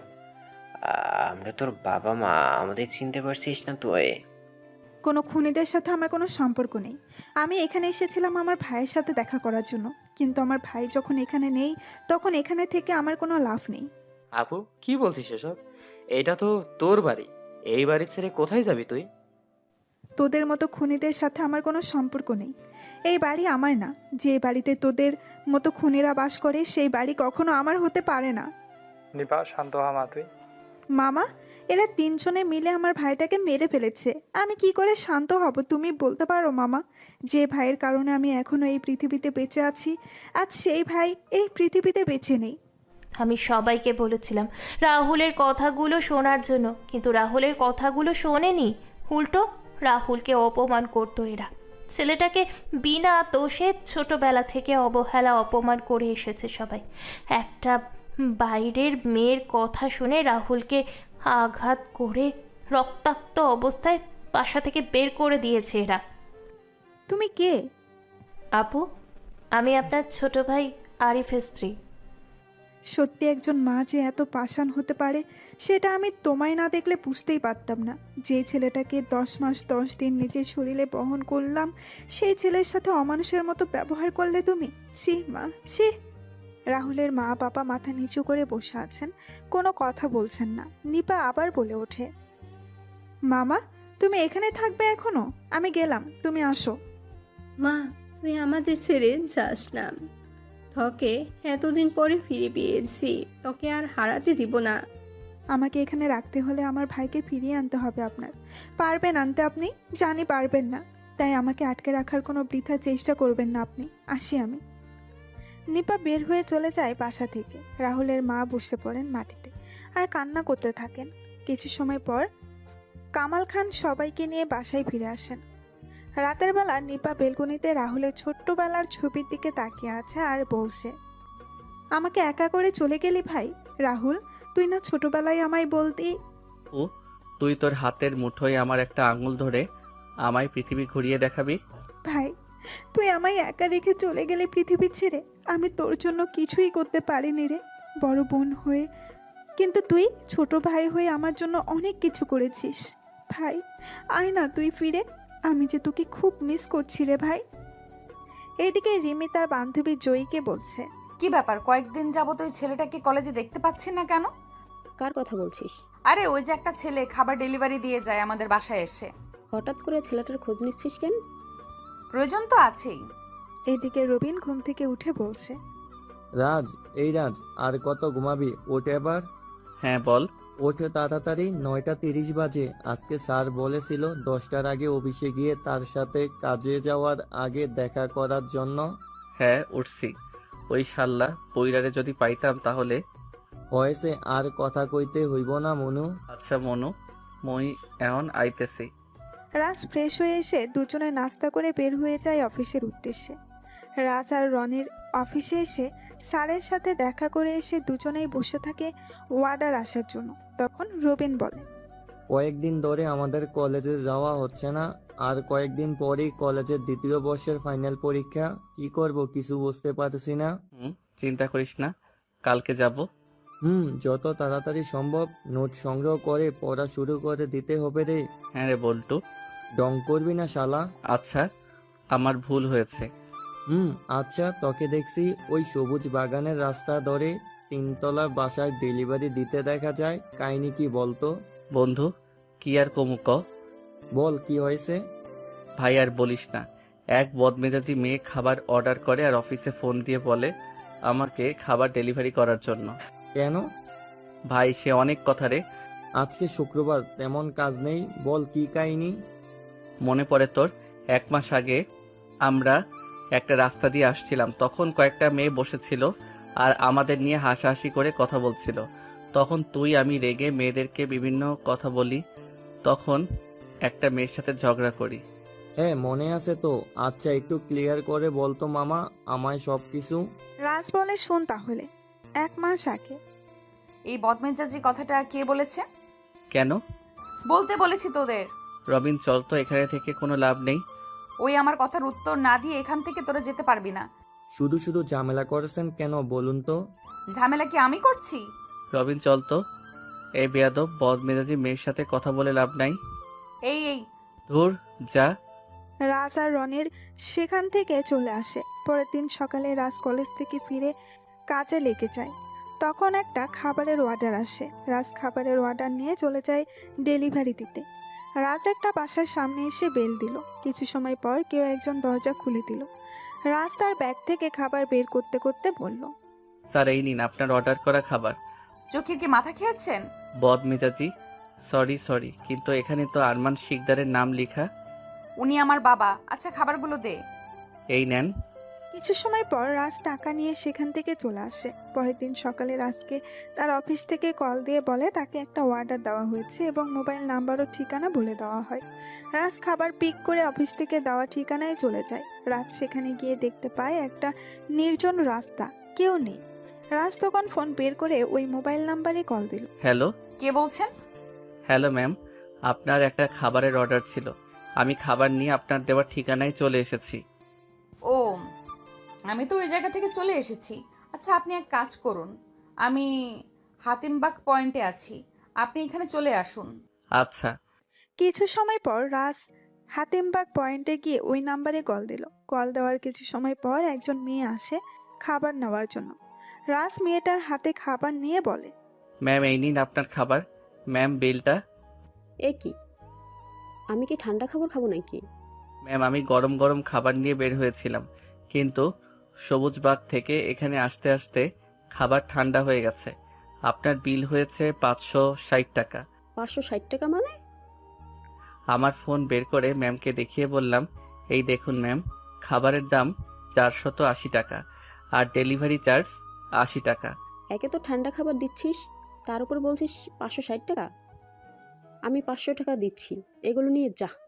ম্যাম আমি তো আপনার থেকে বেশি টাকা নিচ্ছি না, আমার ফোনের অ্যাপে যা এসেছে আমি সেটাই নিচ্ছি আপনার থেকে। কোনো কথা বলবি না। তাহলে আমি তোর অফিসে এখনই কল দিব, আর তোর প্রোফাইল রেটিংও কমে দিব। এই নে 500 টাকা। জয়ী কথাটা বলে চলে যায়, কিন্তু রাত জয়ীকে অনেকবার ডেকেছিল, কিন্তু জয়ী দাঁড়ায়নি। জয়ী গাড়ি করে চলে যায়। রাজ কোনো উপায় না পেয়ে ওই জায়গা থেকে কাজ শেষ করে বাসায় চলে আসে। এভাবে 20 দিন রিমি আর জয়ী রাহুলকে খাবার নিয়ে ঘুরিয়েছিল। রাহুল একবার চিন্তা করছিল, কিন্তু বাস্তবতার কথা চিন্তা করে আর চাকরি ছাড়তে পারেনি। বর্তমান ওই থেকে চলেছে বন্ধু আমার ওই বাড়িতে যাওয়া আসা। বন্ধু, তোকে একটা কথা বলা হয়নি রে। কি কথা? ওই মেয়ে কিন্তু আমাদের সাথে পড়ে, আমার কলেজে এবং একই ডিপার্টমেন্টে। কি? হ্যাঁ রে, আমি সেদিন কিছু কাজে কলেজে গিয়েছিলাম, তখন দেখেছি। তাহলে আমি শেষ বন্ধু। ওই মেয়ের বাবা হলো আমাদের এখানকার কাউন্সিলর। আর কোনো কি কিছু বাকি আছে? না, আজকের জন্য সংবাদ এতটুকুই। আচ্ছা, পরে কথা হবে। অর্ডার চলে এসেছে। বাই। রাত চলে যায় রাজের কাজে, আর রবিন চলে যায় রবিনের কাছে। পরের দিন সকালে রাজ আর রবিন কলেজে চলে যায়। রাজ রবিন তার বন্ধুদের সাথে কথা বলছিল, তখন রিমি সামনে এসে বলে, ওই পান্ডা আমাদের জন্য খাবার নিয়ে আয়। কেউ কোনো কথা বলল না। তখন রিমি আবার বলে ওঠে, কিরে, কি বললাম শুনতে পাসনি? কাকে বলছেন আপনি? তোর পাশের পান্ডাকে। ওর নাম পান্ডা না, ওর নাম হলো রাজ। তো যাই হোক, কিরে শুনতে পাসনি কি বললাম? ওই তোরা চল রবিন, তুইও চল, ক্লাসের সময় হয়ে গেছে। রাজ উঠে কয়েকবার সামনে এগোতেই রিমি রাজের কলার চেপে ধরে বলে, তুই আমার কথা অমান্য করার সাহস পেলি কোথা থেকে? তুই জানিস আমি কার মেয়ে? মানুষের কাজেই তার পরিচয়, তাই আমি কারো পরিচয় সম্পর্কে জানতে ইচ্ছুক নই। আসি। ওই চল তোরা। বাবা, ছেলেটার কথার কি ঝুরি! এক কথায় কতদিনের করা সকল কিছুর উত্তর দিয়ে গেল। দাঁড়া, ক্লাস শুরু করে বের হোক, তারপর বোঝাবো ওকে। রাজ আর রবিন সকল ক্লাস শেষ করে বের হয়ে যখন মাঠ দিয়ে হাঁটছিল, তখন রিমি রাজের সামনে এসে দাঁড়ায়। রাজ রিমিকে দেখে পাশ কাটিয়ে চলে যায়। তখন রিমি ইচ্ছে করে রাজের গায়ের সাথে ধাক্কা খায় আর মা গো বলে মাটিতে পড়ে যায়। তখন রাজ কিছুটা রেগে বলে, আচ্ছা, আপনি আমায় অযথা হয়রানি করছেন কেন বলুন তো? ছোট লোকের বাচ্চা, তোর তো সাহস কম না? তুই আমাকে রাগ দেখাচ্ছিস? রাজ থাপ্পড়টা গিয়ে মাথা নিচু করে নিল। তখন রিমি আবার বলে উঠল, তুই আমার সম্পর্কে না জেনে আমার সাথে বেয়াদবি করেছিস। ওই দিন আমাকে বাজে কথা বলেছিস। জানিস আমি চাইলে তোকে এই কলেজ এবং শহর ছাড়া করতে পারি। মেয়েটার মুখে কলেজ ও শহর ছাড়ার কথা শুনে কিছুটা ভয় হলো। তখন বললাম, ম্যাম, ওই দিনের কাজের জন্য আমি আমার ভুল স্বীকার করছি। তবুও আমায় এই কলেজ ছাড়া করবেন না। আমাকে যে নিজেকে প্রতিষ্ঠিত করতে হবে। ভবিষ্যতে আমি আর আপনার সাথে কখনো কোনো বেয়াদবি করব না ম্যাম। আপনি আমায় দয়া করুন। যা, ক্ষমা করে দিলাম এবারের মতো তোকে। রাজ আর রবিন কলেজ থেকে বের হয়ে আসে। রাজ আর রবিন বাসায় এসে খাওয়া দাওয়া শেষ করে কাজের উদ্দেশ্যে বের হয়। রাজ তার ফোনে আসা অর্ডারগুলো রিসিভ করে খাবার ডেলিভারি দেওয়া শুরু করলো। রাত তখন ঘড়ির কাঁটায় 10টা। তখন রাজের ডিউটি শেষ। রাজ একটা দোকানে ঢুকে হাত ধুয়ে খাবার অর্ডার করে খাবারের অপেক্ষা করতে থাকে। কিছু সময় পর খাবার আসলে রাজ যখন খাওয়া শুরু করবে, তখনই রাজের ফোন বেজে ওঠে। রাজ খাবার মুখে না তুলেই ফোন হাতে নিয়ে দেখতে পায় তার অফিস থেকে কল। রাজ ফোন রিসিভ করে বলে, হ্যালো। ওপাশ থেকে কি বলেছে কিছু শোনা যাচ্ছে না। রাজ একবার খাবারের দিকে তাকিয়ে বলে, স্যার, আমি মাত্র খাবার খেতে বসেছি। আমি খাবারটা খেয়ে যাচ্ছি অর্ডার নিয়ে। রাজ ফোনটা রেখে খাবারের দিকে একবার তাকাচ্ছে আর একবার ফোনের দিকে। রাজ খাবার রেখেই হাত ধুয়ে বিল দিয়ে বের হয়ে যায়। রাজ বের হওয়ার আগেই দোকানিকে বলে, মামা, এই খাবারটা কোনো অসহায়কে দিয়ে দিবেন। রাজ বের হয়ে রেস্টুরেন্ট থেকে খাবার নিয়ে চলে যায় ডেলিভারি করার জন্য। রাজ ডেলিভারি সম্পন্ন করে বাসায় ফিরতে ফিরতে রাত প্রায় 12টা বেজে যায়। রাজ বাসায় প্রবেশ করতেই রবিন বলে, কি রে, এত দেরি হলো যে? আরে বলিস না, হঠাৎ করে অফিস থেকে কল দিয়ে বলে খাবার নিয়ে যাওয়ার জন্য। খাওয়া দাওয়া করিস? হ্যাঁ করেছি, তুই করেছিস? রবিন কোনো কথা না বলে চলে যায় সেখান থেকে। রাজ বাথরুমে গিয়ে ফ্রেশ হয়ে বের হতেই দেখতে পায় রবিন খাবার হাতে দাঁড়িয়ে আছে। তখন রাজ বলে, খাবার খাসনি তুই এখনো? কথা না বলে খেয়ে নে, আমি তোকে ভালো করে চিনি, সো আমার সাথে মিথ্যা বলে লাভ নেই। আচ্ছা বাদ দে, আমি খাইয়ে দিচ্ছি। রবিন কথাটা বলে রাজকে বিছানায় বসিয়ে খাবার খাইয়ে দিতে লাগলো। রাজ খাবার খাচ্ছে আর কান্না করছে। তখন রবিন বলে, কান্না করছিস কেন? তুই না থাকলে আমার কি হতো বল? সত্যি আমি তোকে বন্ধু হিসেবে পেয়েছি। ফার্ম দিস না তুই আমায়, শালা তোকে খাইয়ে দিচ্ছি। এখন আর কিছুদিন পরে তুই যখন বিয়ে করবি তখন তোর স্ত্রীর হাতে রান্না খাওয়াতে হবে কিন্তু। চিন্তা করিস না, তোর বউ তো আমার বউ আর আমার বউ তোর ভাবি। শালা আগের মতো শেয়ানা রয়ে গেলি তুই। দুই বন্ধু আর কিছু সময় কথা বলে ঘুমিয়ে পড়ে। পরের দিন সকালে রবিন কিছু কাজে তার পরিবারের সাথে দেখা করার জন্য তার বাড়িতে চলে যায়। আর রাজ দাঁড়িয়ে আছে গাড়ির জন্য। রাজ একবার রাস্তার দিকে আর একবার আকাশের দিকে তাকিয়ে বলছে, ধুর, ছাতাটা নিয়ে আসলাম। এই বৃষ্টি মৌসুমে কখন যে বৃষ্টি কোন দিক হতে এসে আক্রমণ করবে বলা যায় না। ইস, এখন যদি শীতকাল হতো তাহলে কতই না ভালো হতো। এই ওয়াক, ওই এটা কি করলি তুই? প্রতিশোধ নিয়েছি। কিসের? দেখতে পাচ্ছেন না কিসের প্রতিশোধ নিয়েছি? বুঝতে পারছেন না কিছু? বলছি শুনুন তাহলে। রাজ যখন রাস্তার পাশে দাঁড়িয়েছিল গাড়ির জন্য, তখন রিমি ওই রাস্তা দিয়ে যাচ্ছিল। রিমি রাজকে দাঁড়িয়ে থাকতে দেখে ইচ্ছে করে রাস্তার পাশে জমে থাকা পানিতে চাকা নামিয়ে রাজের শরীরে কাদা ছিটিয়ে দিল। রাজও পাশে পড়ে থাকা ইটের টুকরো তুলে রিমির গাড়িতে ছুঁড়ে মারে আর গাড়ির পেছনের গ্লাস ভেঙে যায়। রাজ বলছে, বেশি কথা বললে কিন্তু এই কাদামাখা শরীরে জড়িয়ে ধরবো। এই ইয়াক, দূরে যা। দুইজনে যখন ঝগড়া চলছিল তখন রাজ আর রিমি কয়েকজন লোকের চিৎকার শুনতে পায়। রাজ ও রিমি লোকদের দিকে তাকিয়ে কিছু বুঝতে পারে না। তখন রাজ আর রিমি রাস্তার দিকে তাকায়। তখন রাজ রিমিকে রাস্তা দিয়ে সরিয়ে দৌড় দিল। রিমি নিজেকে সামলে নিয়ে রাজের দিকে ফিরে কিছু বলতে যাবে, তখন রিমি দেখতে পায় রাজ রাস্তার মাঝ দিয়ে দৌড়াচ্ছে আর উল্টো দিক থেকে গাড়ি আসছে। গাড়ি যখন রাজের খুব কাছাকাছি তখন রিমি কানে হাত দিয়ে চোখ বন্ধ করে নেয়। কিছু সময় পর রিমি চোখ খুলে সামনে তাকিয়ে দেখতে পায় রাস্তায় অনেক লোক জড়ো হয়ে আছে। রিমিও সেখানে গিয়ে দেখতে পায়। সেখানে গিয়ে ভিড় ঠেলে ভেতরে যেতেই দেখতে পেলাম রাজ একটা বাচ্চা ছেলের সাথে কথা বলছে। কিছুক্ষণ সময় পর বাচ্চার মা এসে রাজকে ধন্যবাদ দিয়ে বাচ্চাটাকে নিয়ে যায়। রাজ আমাকে দেখতে পেয়ে আমার সামনে এসে বলে, সরি, আপনাকে তখন আমার কাদা মাখতো হাত দিয়ে ধাক্কা দেওয়ার জন্য। আসলে বাচ্চাটা তখন রাস্তা চলে এসেছিল, যার জন্য আচ্ছা ঠিক আছে, আমি তেমন কিছু মনে করিনি। রিমি দেখতে পায় রাজের হাত এবং মাথা ফেটে গেছে। তখন রিমি বলে, তোমার তো রক্ত পড়ছে, তুমি হাসপাতালে চলো। আরে তেমন কিছু হয়নি, এইগুলো তো সামান্য। আগে কত, বাদ দিন, আসি আমি, আর আপনিও ফ্রেশ হয়ে নেবেন। আরে আজব মানুষ তো, বলছি না রক্ত পড়ছে, তাহলে এত কথা কেন বলছো? চলো তো আমার সাথে, চলো। আরে কোনো কথা নয়। কিন্তু আমার শরীরে তো ময়লা, আপনার গাড়ি তাহলে ময়লা হয়ে যাবে তো। আমার কাছে একজন মানুষের জীবনের মূল্য অনেক বেশি, গাড়ির মূল্য না। ওঠো গাড়িতে। রাজ আর কোনো কথা বলল না। রিমি রাজকে গাড়িতে বসিয়ে চালানো শুরু করলো। হাসপাতালে এসে রাজের হাত এবং মাথায় ব্যান্ডেজ করিয়ে রাজকে নিয়ে বের হয়। তখন রাজ বলে, আপনার তো আমার জন্য অনেক টাকা খরচ হয়ে গেল। আমি আপনাকে মানা করলাম, আপনি শুধু শুধু এত কি। তো কি হয়েছে? আমি আপনার গাড়ির গ্লাস ভেঙে ফেললাম, তারপর আপনি আমায় চিকিৎসা করালেন। ভুল তো তোমার একার ছিল না, ভুল আমারও ছিল। চলো তোমায় বাসায় নামিয়ে দেই। না, লাগবে না, আমি যেতে পারবো একা একা। আচ্ছা, তোমার ঘাড়ের সব কয়টা রক কি বাঁকা? সবসময় তো নানা করো কেন? রক বাঁকা হতে যাবে কেন? আপনি যে আমার মতো একজন গরিবের জন্য এত কিছু করলেন, এটাই তো অনেক আমার কাছে। এত নানা করো কেন বলতে পারো? আমাকে কাজে যেতে হবে, তাই মানা করেছি আপনাকে। আমাকে সামনের মোড়ে নামিয়ে দিন আপনি। এই অবস্থায় কাজে যাবে তুমি? কাজ করলে টাকা পাই, আর সেই টাকা দিয়ে নিজের পেট চালাই। কাজে না গেলে কে আমাকে এমনি এমনি টাকা দিবে শুনি? তুমি বাসায় যাও, আজকে কাজ করতে হবে না। কাজ না করলে বেতন পাবো কোথা থেকে? ওয়েট, দাঁড়াও। হ্যালো বাবা। রিমি তার বাবার সাথে কথা বলে ফোন রাখার কিছুক্ষণ পর রাহুলের ফোন বেজে ওঠে। রাহুলের ফোন রিসিভ করে বলে, হ্যালো, জি স্যার। আচ্ছা স্যার। কি কাজে যাওয়া লাগবে তোমার এখন? না, কল দিয়ে আজকে যেতে মানা করলো। রাহুল রিমির সাথে রিমির গাড়ি করে বাসায় ফিরে আসে। রাতের বেলা রাজ রবিনকে কল দিল। কি রে, কি করছিস? বসে আছি, তুই? আমি ওরে।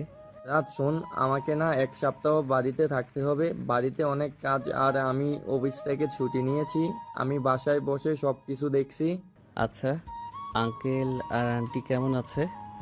বাবা মা ভালোই আছে। আচ্ছা, পরে কথা হবে। রাজ ফোন রাখতেই একটা আননোন নাম্বার থেকে রাজের ফোন আসে।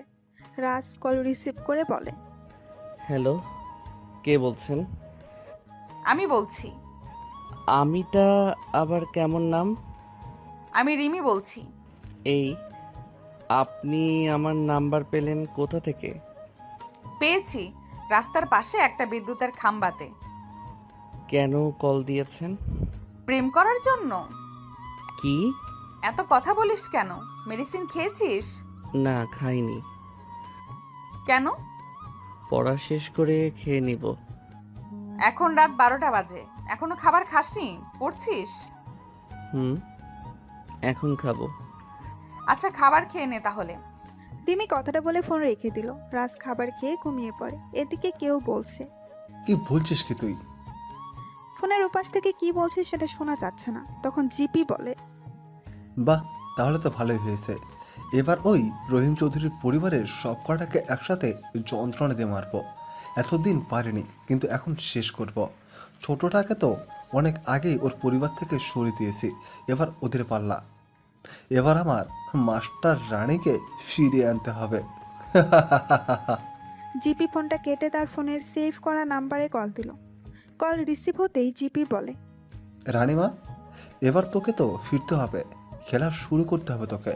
রহিমের বড় মেয়ে ফিরে এসেছে, এবার বড় মেয়ের সাথে সব কটাকে কষ্টতে মারতে হবে। ফোনের উপাস থেকে কি বলছে কিচ্ছু শোনা যাচ্ছে না। তখন জিপি বলছে, চিন্তা নেই, 2 মাস পরেই খেলা শুরু হবে। এবার তাহলে তুই তোর খেলা শুরু করে দে আরিফের সাথে ওইখানে বসে। জিপি ফোন রেখে হাসতে হাসতে ঘুমিয়ে পড়ে। পরের দিন সকালে রাজ রেডি হয়ে কলেজের দিকে হাঁটা দিল। কিছু দূর আসতেই দেখতে পায় রিমি গাড়ির সাথে হেলান দিয়ে দাঁড়িয়ে আছে। রাজ হেঁটে রিমির পাশ দিয়ে চলে যাচ্ছিল। তখনই রিমি রাজের সামনে গিয়ে বলে, গাড়িতে ওঠো। কেন? আমি হেঁটে যেতে পারবো। বললাম না গাড়িতে উঠতে? তাহলে এত কথা বলছিস কেন তুই? আচ্ছা, আপনি এমন করছেন কেন বলুন তো? আমায় আর কত দয়া করবেন বলুন। আমার মন বলেছে তাই করছি। ওঠ বলছি। আচ্ছা, আমি গরিব বলে কি আপনি আমায় দয়া করছেন? কি বললি তুই? রাজের কলার ধরে। আরে ছাড়ুন, কি করছেন কি? তাহলে গাড়িতে গিয়ে বস এক্ষুনি। রাজ আর কোনো কথা না বলে গাড়িতে গিয়ে বসে। রিমি গাড়ি চালানো শুরু করে। কলেজের ভেতরে এসে গাড়ি থামতে রাজ গাড়ি থেকে নেমে তার বন্ধুদের সাথে গিয়ে কথা বলা শুরু করে। রিমি গাড়ি থেকে নেমে তার বান্ধবীদের কাছে চলে যায়। তখন জয়ী বলে, কিরে, আজকে রাজাকে নিয়ে এসেছিস যে? নিয়ে এলাম। কাহিনী কি বলতো? কাহিনী কিছুই না, রাস্তায় পেলাম তাই সাথে করে নিয়ে এলাম এমনিতেই। ও আচ্ছা। কিছু সময় পর সবাই ক্লাসে চলে যায়। ক্লাস শেষ করে রাস্তার বন্ধুদের সাথে কথা বলছিল। তখনই রাজ একটা মেয়ের চিৎকার শুনতে পায়। রাজ সহ সবাই তাকিয়ে দেখতে পায় কয়েকজন ছেলে মিলে একটা মেয়েকে জোর করে টেনে নিয়ে যাচ্ছে। রাজ এটা দেখে কিছু সময় চুপ থেকে দাঁড়িয়ে ওই দিকে হাঁটা দিল। রাজের বন্ধুরা রাজকে নিষেধ করেছিল, কিন্তু রাজ শোনেনি। রাজের পেছন পেছন রিমি, জয়ী ও তার বন্ধুরা আসে।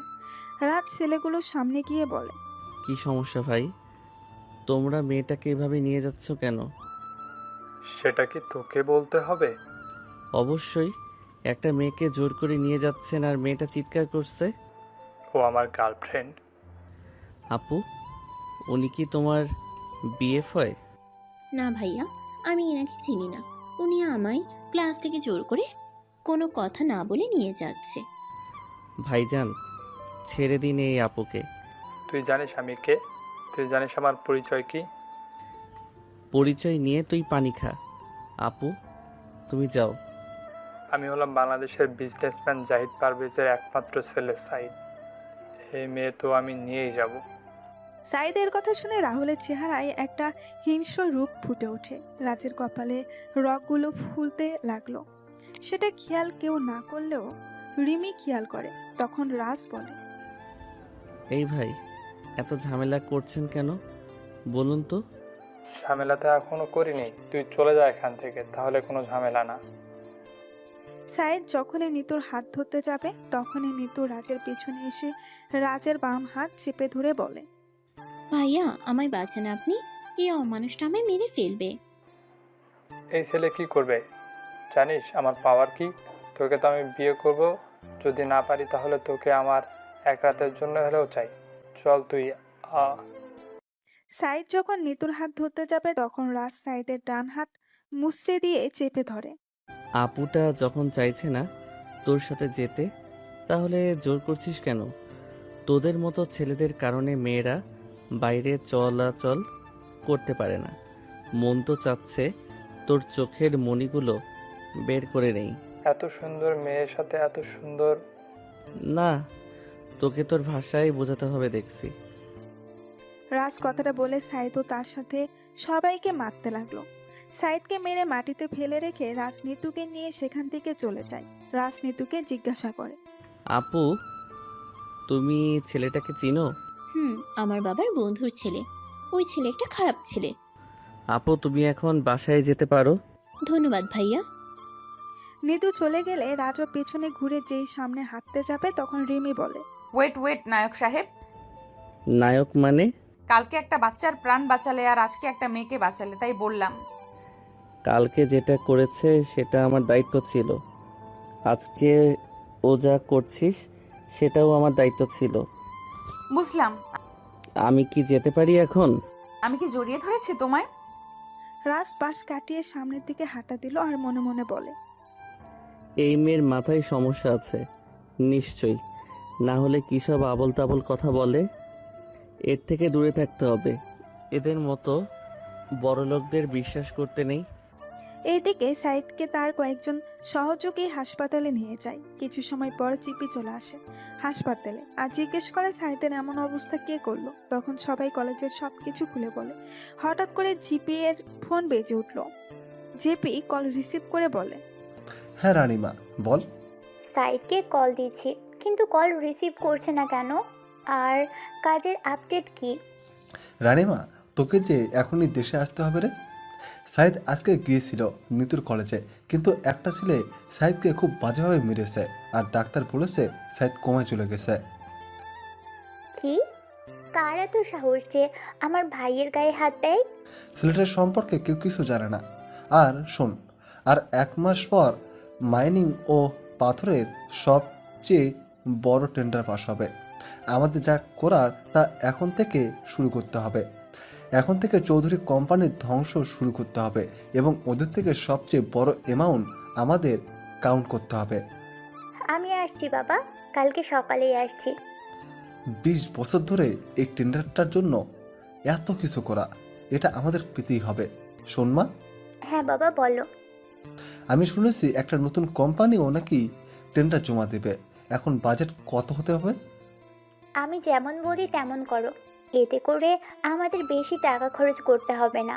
তার জন্য তুমি একজন ইনভেস্টর প্রয়োজন, যা তোমাকে এই 1 মাসের ভিতরে খুঁজে বের করতে হবে। আর একটা কথা বাবা, পারবে তো তুমি? হ্যাঁ, হয়ে যাবে। তুই কালকে এসে তুই সুসংবাদ পেয়ে যাবি। জেপি ফোনটা রেখে হাসপাতালে ওয়েটিং রুমে বসে আছে। এদিকে রানীমা তার লোকদের ফোন দিয়ে বলে, কাজে নেমে পড়ো সবাই। আমি কালকেই যেন একটা সুসংবাদ পেয়ে যাই। আমি দেশে আসছি আর ওদের টেন্ডারের সকল ইনফরমেশন আমার চাই। ওরা কত টাকা কাউন্ট করবে সেটা আমাকে জানাতে হবে।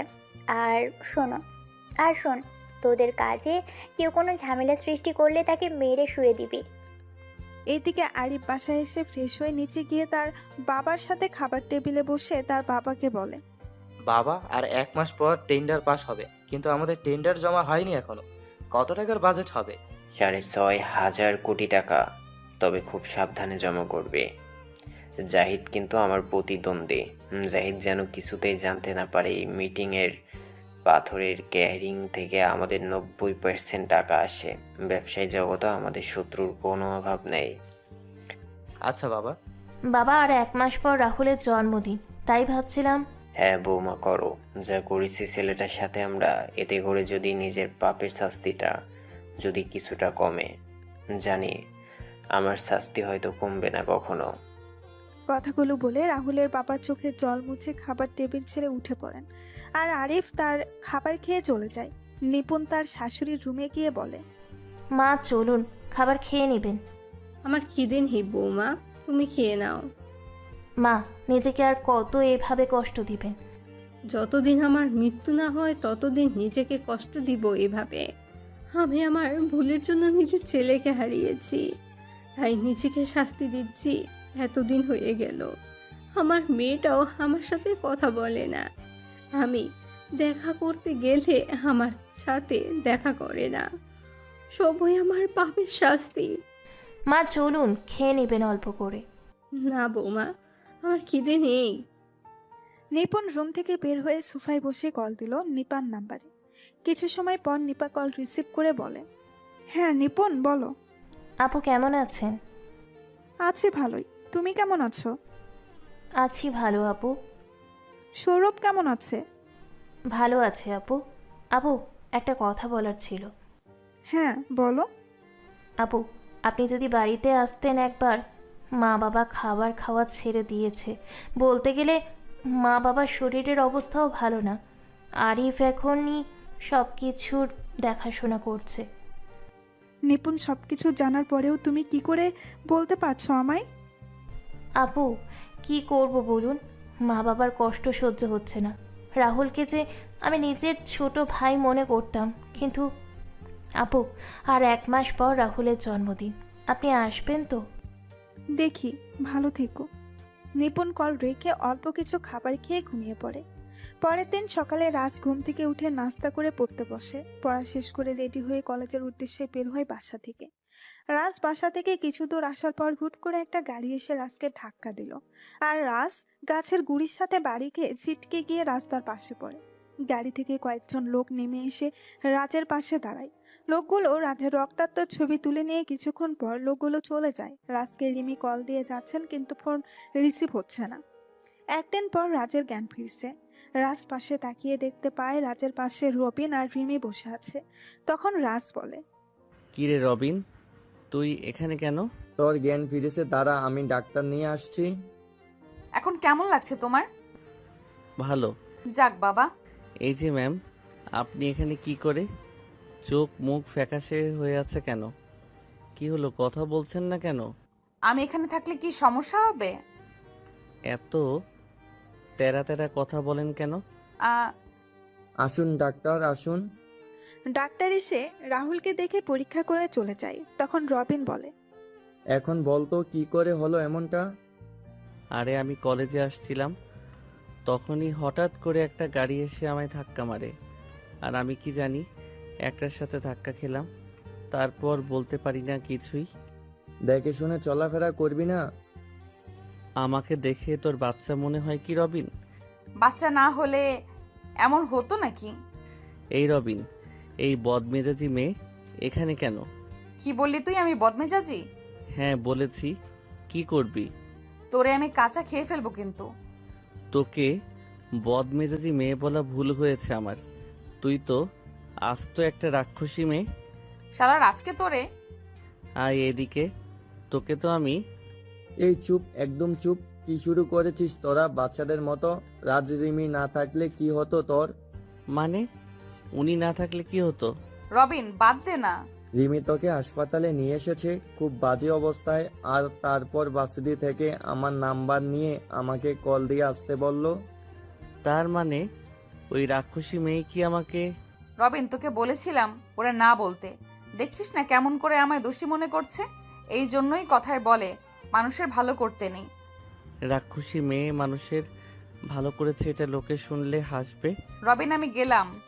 রিমি কথাগুলো বলে কেবিন থেকে বের হয়ে যায়। তখন রবিন রাজের পাশে বসে বলে, মেয়েটা তোর জন্য এত কিছু করলো আর তুই মেয়েটাকে কথা শুনিয়ে দিলি?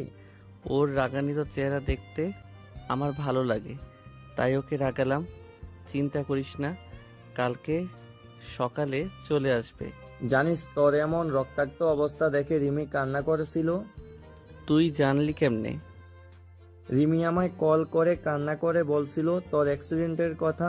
আমিও তোর এমন খবর শুনে কাজ ফেলে এখানে চলে আসি। তাহলে কি বেশি বেশি করে ফেললাম? করেছিস।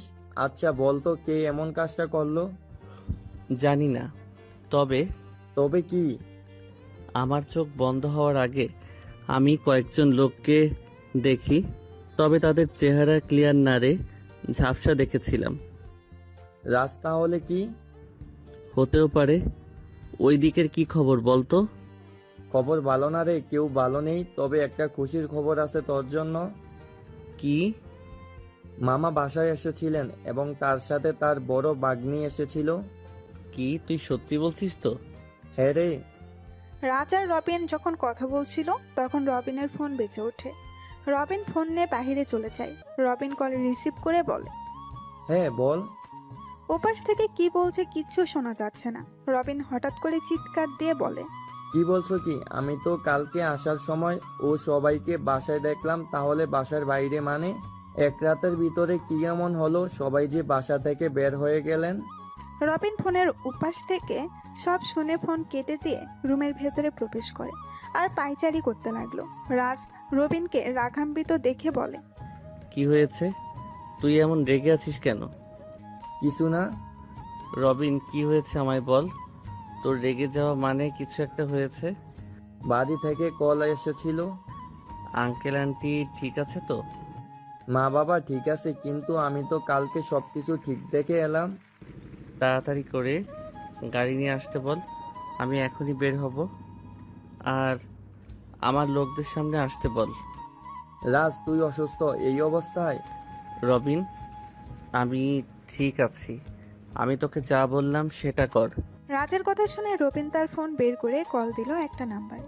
ওপাশ থেকে কল রিসিভ করে সালাম দেওয়ার পর রবিন সালামের উত্তর দিয়ে বলে, গাড়ি নিয়ে এই হাসপাতালে চলে আসো এবং হেলিকপ্টার রেডি রাখতে বলো। আর হ্যাঁ, সবাইকে বলবি সিলেটে আসতে। কিছু সময় পর রাজ আর রবিন বসে আছে হেলিকপ্টারে। রাজ চোখ বন্ধ করে বসে আছে আর রবিন কাউকে কল দিয়ে কথা বলছে। তখন রাজ রবিনকে বলে, রবিন, তোকে তোর 6 বছর আগের পুরাতন কাজ শুরু করতে হবে এবং তোর লোকদের কাজে লেগে পড়তে বল। আরে না, আমি এখন আর এইসব কাজ করা ছেড়ে দিয়েছি। এখন সব করলে নিজের এতদিনের ইমেজ খারাপ হয়ে যাবে। রবিন, তুই জানিস আমি কোনো কারণ ছাড়া তোকে কোনো কাজ করতে বলি না। আমার কথা বিশ্বাস না হলে তুই তোর পুরাতন অ্যাকাউন্টে লগ ইন কর, তাহলে বুঝতে পারবি। আসলে রবিন 6 বছর আগে একটা দলের হয়ে হ্যাকিংয়ের কাজ করত, কিন্তু কয়েক বছর আগে এসব ছেড়ে দিয়েছে। রবিন রাজের কথা মতো তার পুরাতন অ্যাকাউন্টে লগ ইন করে। রবিন তার অ্যাকাউন্টে লগ ইন করার পর রাজের দিকে তাকিয়ে আছে অবাক চোখে। তখন রাজ বলে, কিরে, সত্যি বললাম তো? আমি এতদিন সন্দেহ করছিলাম, কিন্তু 2 দিন আগে সেটা ক্লিয়ার হয়ে গেলাম। তুই জানলি কি করে ভাই? এবার বল তুই কি করবি? আমি কি তোকে বলে দিব সব কিছু? বন্ধু, কিছু বলতে হবে না, আমি করে নিচ্ছি। হেলিকপ্টার ল্যান্ড হওয়ার আগেই আপডেট পেয়ে যাবি। কোথায় যাচ্ছি আমরা, তুই কি জানিস কোনো খবর ওদের? জেনেছি। রাজ রবিন কিছু সময় পর হেলিকপ্টার থেকে নেমে একটা গাড়িতে ওঠে। রাজ আর রবিন একটা গাড়িতে এবং রাজদের পেছনে 7 থেকে 8টি গাড়ি আসছে। কিছু সময় পর রাজ আর রবিন একটা বাড়ির সামনে এসে গাড়ি থামে। রাজ গাড়ি থেকে নেমে তার লোকদের কিছু ছবি ও কয়েকটা ঠিকানা দিয়ে তাদের কাজে লেগে পড়তে বলল। রাজ তার লোকদের বিদায় দিয়ে বাড়ির সদর দরজার সামনে এসে বেল দিল। কিছু সময় পর কেউ এসে দরজা খুলে দিল। তখন রবিন বলে, ভাবি কেমন আছেন আপনি? ভালো আছি, কিন্তু তোমায় চিনলাম না তো। ভাবি, আমি রবিন। রবিন, তুমি রাহুলের ছোটবেলার বন্ধু তাই তো? হ্যাঁ ভাবি। ভাবি, সবাইকে একটু নিচে আসতে বলবেন। কেন? কিছু কথা বলার ছিল। নিপুণ সবাইকে নিয়ে নিচে আসলে রবিনকে দেখে রাহুলের মা বাবা আরিফ নিপা সবাই বেশ অবাক হয়। তখন রবিন বলে ওঠে, নিপাপু, কেমন আছো তুমি? ভালো আছি। আর তুই সেই ফাজিল রবিন না? হ্যাঁ আপু, রাহুলের সাথে খেলতে এসে কতবার তোমার কানমলা খেয়েছি। তবে এখন সব কিছু অতীত হয়ে গেছে রে ভাই। এসব হলো কি করে আপু? এটা তো আমার মা বাবা আর ভাই বলতে পারবে। আমি তো কিছুই জানি না। আমিও জানি না। যাক, তোকে অনেক দিন পর দেখলাম। তোরা দুইটাই আমাদের বাড়িতে কত মারামারি করতি, বাড়িটা পুরো গরম থাকতো। এখন সব কিছু অতীত। আপু, যদি বলি কিছু অতীত হয়নি। আমার ভাইটা বেঁচে নেই। হ্যাঁ, এখনো তো সব কিছু অতীত। তোমাদের জন্য একটা গুড নিউজ আছে সবার জন্য। কি গুড নিউজ? রাহুল, এই রাহুল, ভিতরে আয়। রবিনের কথা শুনে সবাই বসা থেকে দাঁড়িয়ে যায়। হঠাৎ করে সবাই সদর দরজার দিকে তাকায়। তখনই সবাই দেখতে পায় একটি ছেলে টি শার্ট গায়ে, মাথায় ব্যান্ডেজ, ভেতরে প্রবেশ করে। তখন রবিন বলে, রবিন, কিছু বুঝলাম না, কে ও? আর তুই রাহুল বললি মানে? আপু, এই হচ্ছে তোমাদের 7 বছর আগে হারিয়ে যাওয়া রাহুল। রবিনের কথা শুনে নিপা আপু এসে রাহুলের সামনে দাঁড়ায়। তারপর রাহুলের বাম হাতে কিছু একটা খোঁজ করতে থাকে। তখনই নিপা রাহুলকে জড়িয়ে ধরে কান্না করতে থাকে। রাহুলও নিপাকে জড়িয়ে ধরে কান্না করছে। রাহুল নিপাকে ছেড়ে দিয়ে নিপার চোখে জল মুছে দিয়ে তার ভাবির সামনে গিয়ে বলে, ভাবি কেমন আছো? আমি কারোর ভাবি না, কে আপনি? ভাবি, তুমি আমায় চিনতে পারছো না? আমি না তোমার ছোট ভাই। তুই যদি আমার ছোট ভাই হতি তাহলে কখনো আমায় ছেড়ে যাওয়ার কথা ভাবতি না। হয়েছে ডাক্তার, আফাদের এই গুস্সা করা মানায় না। আচ্ছা, আমার ভুল হয়েছে। আমি কি এখন তোমার পায়ে ধরবো? ধর। শখ কত, পারবো না। দাও, আমার মাকে আমার কাছে দাও। ভাবির মেয়ের নাম জলি। রাহুল যখন নিপুণের পা জড়িয়ে ধরতে যাবে তখন নিপুণ রাহুলকে জড়িয়ে ধরে। রাহুলও তার ভাবিকে জড়িয়ে ধরে। রাহুল তার বাবা মায়ের সামনে গিয়ে বলে, মা বাবা কেমন আছো তোমরা? রাহুলের কথা শুনে মা বাবা কান্না করতে লাগলেন। রাহুল তার বাবা মাকে জড়িয়ে ধরে বলে, তোমরা কান্না করো না। তোমাদের চোখের জল যে আমার সহ্য হয় না। জানো না, মা বাবার চোখে জল এলে ছেলে মেয়েদের ক্ষতি হয়। তোমরা চাও আমাদের ক্ষতি হোক? বাবা, তুই আমায় ক্ষমা করে দে। আমি যে অন্ধ হয়ে গিয়েছিলাম, যার জন্য তোর সাথে অমানুষের মতন আচরণ করেছি। মা, বললাম না আমার কিছু মনে নেই। আর তোমার এই কি হাল হয়েছে? খাওয়া দাওয়া করো না তুমি? বাবা, তোমারও দেখছি একই অবস্থা হয়েছে। তোর সাথে খারাপ ব্যবহার করেছি, তোকে বাসা থেকে বের করে দিয়েছি, তার জন্য আমরা এখন ঘর ছাড়া হয়েছি, নিজের পাপের শাস্তি পাচ্ছি এখন আমরা। বাবা, তোমার ছোট ছেলে এসে গেছে।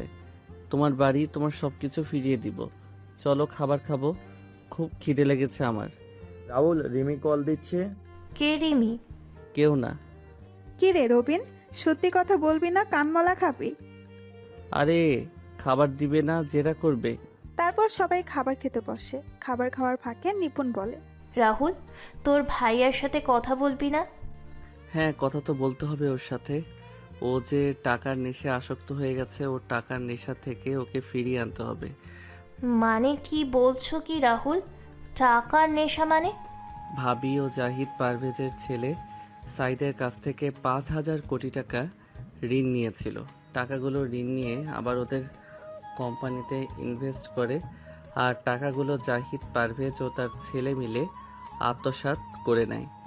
ঋণের টাকা পরিশোধ করতে না পারায় ওদের চাপে পড়ে বাবার থেকে লুকিয়ে বাড়ির দলিলে সাইন করিয়ে নিয়েছে। আর এখন তোমরা ঘর ছাড়া। কি বলছিস তুই রাহুল? বিশ্বাস না হলে ওকে জিজ্ঞেস করো তোমরা। কি রে আরিফ, রাহুল কি ঠিক বলেছে? আসলে মা, আমি তোর হাতেই তো আমার টাকা পয়সা সব কিছু, তাহলে কেন তুই জাহিদের কাছ থেকে টাকা নিয়েছিস? তোর এখন এত কিসের টাকা প্রয়োজন? তোর টাকার নেশা এতটাই হয়েছে যে যার জন্য আমরা নিজের বাড়ি ছাড়তে হয়েছে। আচ্ছা, আমায় একটা কথা বলতো তুই, তাহলে কি টেন্ডারটাও কি তুই? ছি আরিফ, ছি। আর কত নিচে নামবে তুমি?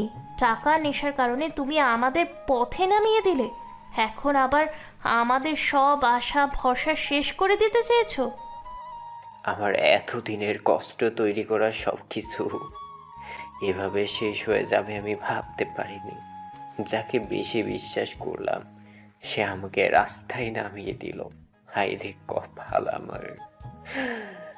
সবাই আমার বাপের শাস্তি, সবই আমার বাপের শাস্তি। তোমার বড় ছেলে তো ভালো, নাও আরো বিশ্বাস করো। বাবা, আমি ভুল করে ফেলেছি, আমায় ক্ষমা করে দাও। আমি ওদের সাথে অংশীদারত্বের ভিত্তিতে একটা বিজনেস শুরু করতে চেয়েছিলাম। আমি চেয়েছিলাম নিজের একটা বিজনেস শুরু করব, নিজে নিজে প্রতিষ্ঠিত হব, কিন্তু ওরা আমাকে এমন ভাবে ফাঁসিয়েছে যা আমি কখনো ভাবতে পারিনি। তুই এই প্রতিদান দিলি আরিফ, আমাদের বিশ্বাসে মান সম্মান কিছুই রাখলি না। আমাদের মাথা গোজার ঠাইটাও তুই রাখলি না? মাগো, আমি যে অনেক বড় ভুল করে ফেলেছি, আমায় ক্ষমা করো তোমরা। বাবা মা, আমি যতদিন না পর্যন্ত ওই বাড়ি ওদের থেকে ফিরিয়ে নিয়ে না আসছি, ততদিন মা বাবা তোমরা সবাই এখন থেকে আমার বাড়িতে থাকবে। তোর বাড়ি মানে? কোথায় তোর বাড়ি? এই শহরেই আমার বাড়ি আছে, কালকে তোমাদের নিয়ে যাব। আচ্ছা, আমরা তো তোর লাশ পেয়েছিলাম, তাহলে ওই লাশটা কার ছিল? মানে আমার লাশ পাবে কোথা থেকে তোমরা? আমি তো আমাদের সামনে দাঁড়িয়ে আছি। ওটা আমি বলছি আন্টি, আমি সেদিন এসেছিলাম রাহুলের সাথে দেখা করার জন্য, কিন্তু এখানে আস্তে আস্তে রাত 12টা বেশি হয়ে যায়। আমি বাড়ির ভিতরে প্রবেশ করে দেখতে পেলাম বাড়ির পিছনের রাস্তা দিয়ে কেউ বের হয়ে যাচ্ছে। আমি মনে করেছিলাম কোনো চোর হবে, তাই কিছুটা দূরত্ব রেখে পিছন পিছন যাচ্ছিলাম। হঠাৎ দেখতে পেলাম ব্রিজের লাইটের আলোয় এটা রাতুল। যতক্ষণে আমি রাহুলের কাছে যাই ততক্ষণে রাহুল নদীতে ঝাঁপ দিল, আমিও ঝাঁপ দিলাম। কিছু সময় খোঁজাখুঁজির পর রাহুলকে পাই অজ্ঞান অবস্থায়। তারপর একটা গাড়ি করে রাহুলকে নিয়ে সিলেটের একটা হাসপাতালে আর তারপর বরিশাল হাসপাতালে নিয়ে যাই। রাহুলের মুখের কিছুটা অংশ কেটে যায় এবং রাহুলের মুখের কিছুটা পরিবর্তন হয়। সিলেট হাসপাতালে ডাক্তারের সাথে কথা বলে একটা অজ্ঞাত লাশকে রাহুলের লাশ বলে চালিয়ে দেই। এই 6-7 বছর রাহুল আর আমি একসাথে ছিলাম আর এখনো আছি। রবিন, তোর কাছে আমরা সবাই কৃতজ্ঞ রে বাবা। তুই না থাকলে আমি ছেলেটাকে হারিয়ে ফেলতাম। রাহুল আমার বন্ধু, রাহুলকে কি করে আমি অকালে এমন করে হারিয়ে যেতে দিতাম বলো? এই রাহুল, নে কথা বল তুই। কার সাথে কথা বলবো? রিসিভ করে কথা বল, বুঝতেই পারবি। হ্যালো। ওই রবিনের বাচ্চা, কল রিসিভ করছিস না কেন? আমি রবিন না, আমি রাজ। ওই শালা, তোর ফোন অফ কেন? কখনো থেকে আমি কল দিয়ে যাচ্ছি তোদের। ওই বদমেজাজি, আমি তোর শালা হলাম কি করে? তার মানে তুই এই কুত্তা, বেশি কথা বলবি না, তাহলে কিন্তু খুন করে ফেলবো। কই তোরা? হাসপাতালে গিয়ে পেলাম না। আমরা এখন সিলেটে আছি। সিলেট কেন? কাজে এসেছি। কি কাজ? সেটা রবিন বলবে। ওই রবিন, কথা বল। তারপর রবিন রিমিকে সবকিছু বুঝিয়ে বলে। রাতের খাবার খেয়ে সবাই ঘুমিয়ে পড়ে। পরের দিন সকালে সবাই যখন নাস্তা করছিল তখন নিপুণ রাহুলকে বলে, আচ্ছা রাহুল, নিপা আপুর বিষয়ে কিছু বল আমাদের। আপু কেন আমাদের থেকে এতদিন দূরে ছিল? সেটা কিছুদিন পরে মামা আর আপু নিজেই বলবে। রাহুল মিস্টার বয় ও গ্র্যান্ড অফিসে এসে গেছে। মিটিং শুরু হতে কিছু সময় বাকি আছে। রবিন, কিসের মিটিং? আপু জানতে পারবে ধীরে ধীরে। একটু পরেই গাড়ি আসবে, তোমরা বাসায় চলে যেও। আসি আমরা। রাহুল আর রবিন বের হয়ে যায় বাসা থেকে। রাহুল গাড়ি চালাচ্ছে, তখন রবিন বলে, এই দেখ কালকে কি কথা হয়েছে ওদের সাথে।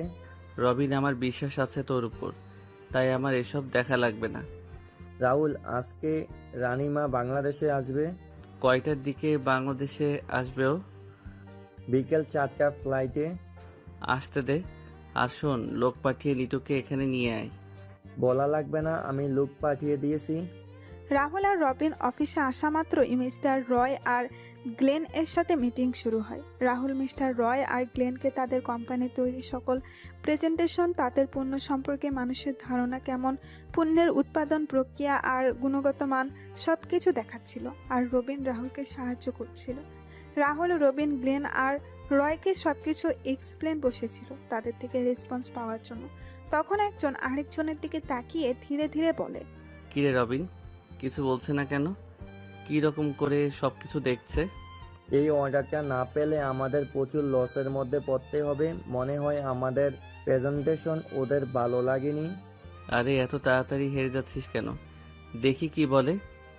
আরে দেখছিস না কেমন করে তাকিয়ে আছে আমাদের দিকে? বাইরের সাংবাদিকরা দাঁড়িয়ে আছে।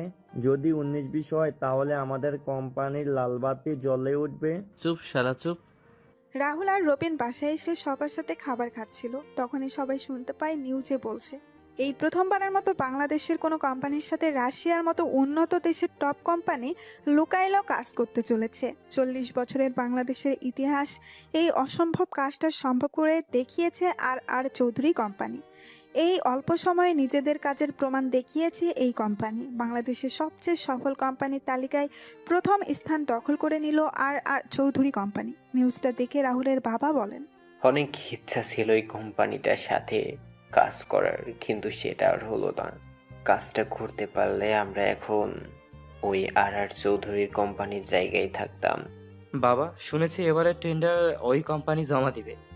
আচ্ছা বাবা, যদি তোমার কখনো সুযোগ আসে তাহলে তুমি কি কাজ করবে ওদের সাথে? এসব কথা বলে কি আর লাভ হবে? এটা তো আর সম্ভব না। যদি সম্ভব হয় তুমি বলো করবে কি না। কেননা ওদের সাথে কাজ করতে পারলে নিজেকে অনেক সৌভাগ্যবান মনে করব। তৈরি থেকো কাজ করার জন্য। আর মিস্টার আরিফ চৌধুরী, নিজেকে শুধরে নিয়ে কাজে লেগে পড়ো। এটাই কিন্তু শেষ সুযোগ। সিঙ্গাপুর থেকে ফিরে কাজ করতে হবে কিন্তু অনেক। সিঙ্গাপুরে যাবে কেন? ভাবির সাথে সিঙ্গাপুরে যাবে। সিঙ্গাপুর যাব কেন আমরা? ভাবি আর কত করবে তুমি এই পরিবারের জন্য? আর কত নিজের ক্ষতি করবে? এবার নিজের দিকে তাকাও, নিজের মেয়েটার দিকে তাকাও। নিজের ক্ষতি করবে মানে? কি হয়েছে নিপুণের? ভাবি, তুমি বলবে না আমি বলবো? রাহুল, আমার কি ক্ষতি হবে? তুই কি সব বলছিস? আরে রাহুল, মজা করে বলছে কথাগুলো। ভাবি, আমরা সব কিছুই জানি। ভাবি, আমি সব জানি। ডাক্তার আঙ্কেল আমায় সব বলেছেন। কি হয়েছে নিপুণের? ডাক্তার আঙ্কেল কি বলেছে? আচ্ছা মা, তুমি জানো না ভাবির কি হয়েছে? ভাবি তো তোমার এই পরিবারের সবার জন্য কত কষ্ট করেছে। না তো, আমি তা জানি না। কি হয়েছে নিপুণের? মা, ভাবির ব্রেন টিউমার, যা ভাবি কাউকে বলেনি। বরিশালে একটা অনুষ্ঠানে আমার ডাক্তার আঙ্কেলের সাথে দেখা হয়। কথায় কথায় তার হাতে থাকা একটা ফাইলের দিকে আমার চোখ পড়ে, আর আমি ভাবির নাম ও ছবি দেখতে পাই। ডাক্তার আঙ্কেলকে জোর করলে আঙ্কেল বাধ্য হয়ে আমায় সব কিছু খুলে বলেন। সেদিন এমন একটা নিউজ শুনে আমার পায়ের নিচ থেকে মাটি সরে যায়। তারপর ডাক্তার আঙ্কেলের সাথে কথা বলে সিঙ্গাপুরে ভাবির অপারেশনের ব্যবস্থা করি, আর কালকে সকালে ভাইয়া আর ভাবি সিঙ্গাপুরে চলে যাবে। কিরে নিপুণ, রাহুল কি সত্যি বলছে? তুই কি আমাদের নিজের মা বাবা মনে করিস না? আসলে মা, বৌমা, এটা তোমার থেকে আশা করিনি। তুমি আমার থেকে এমন একটা রোগের কথা লুকিয়েছিলে। বৌমা, তুমি না একজন ডক্টর, তুমি তো জানো এই রোগের ভয়ানকতা। ভাইয়া, তুইও জানিস না? আচ্ছা, তুই কি মানুষ? নিপুণ, তুমি তো আমাকে কিছু বলনি। তুই না স্বামী? তাহলে তোকে বলতে হবে কেন? তোর শরীর খারাপ হলে ভাবি ঠিকই জানতে পারে, কিন্তু তুই? আচ্ছা, তুই কি কখনো স্বামীর অধিকার অর্জন করতে পেরেছিস? ছুটেছিস তো শুধু টাকার পিছনে, না পালন করেছিস স্বামীর দায়িত্ব, না বাবার দায়িত্ব। সেটা করবে কেন? টাকার পেছনে ছুটবে, কাকে কি বলবে সেটা জানে না। মা বাবার কারণে নষ্ট হয়ে গেছে পুরো।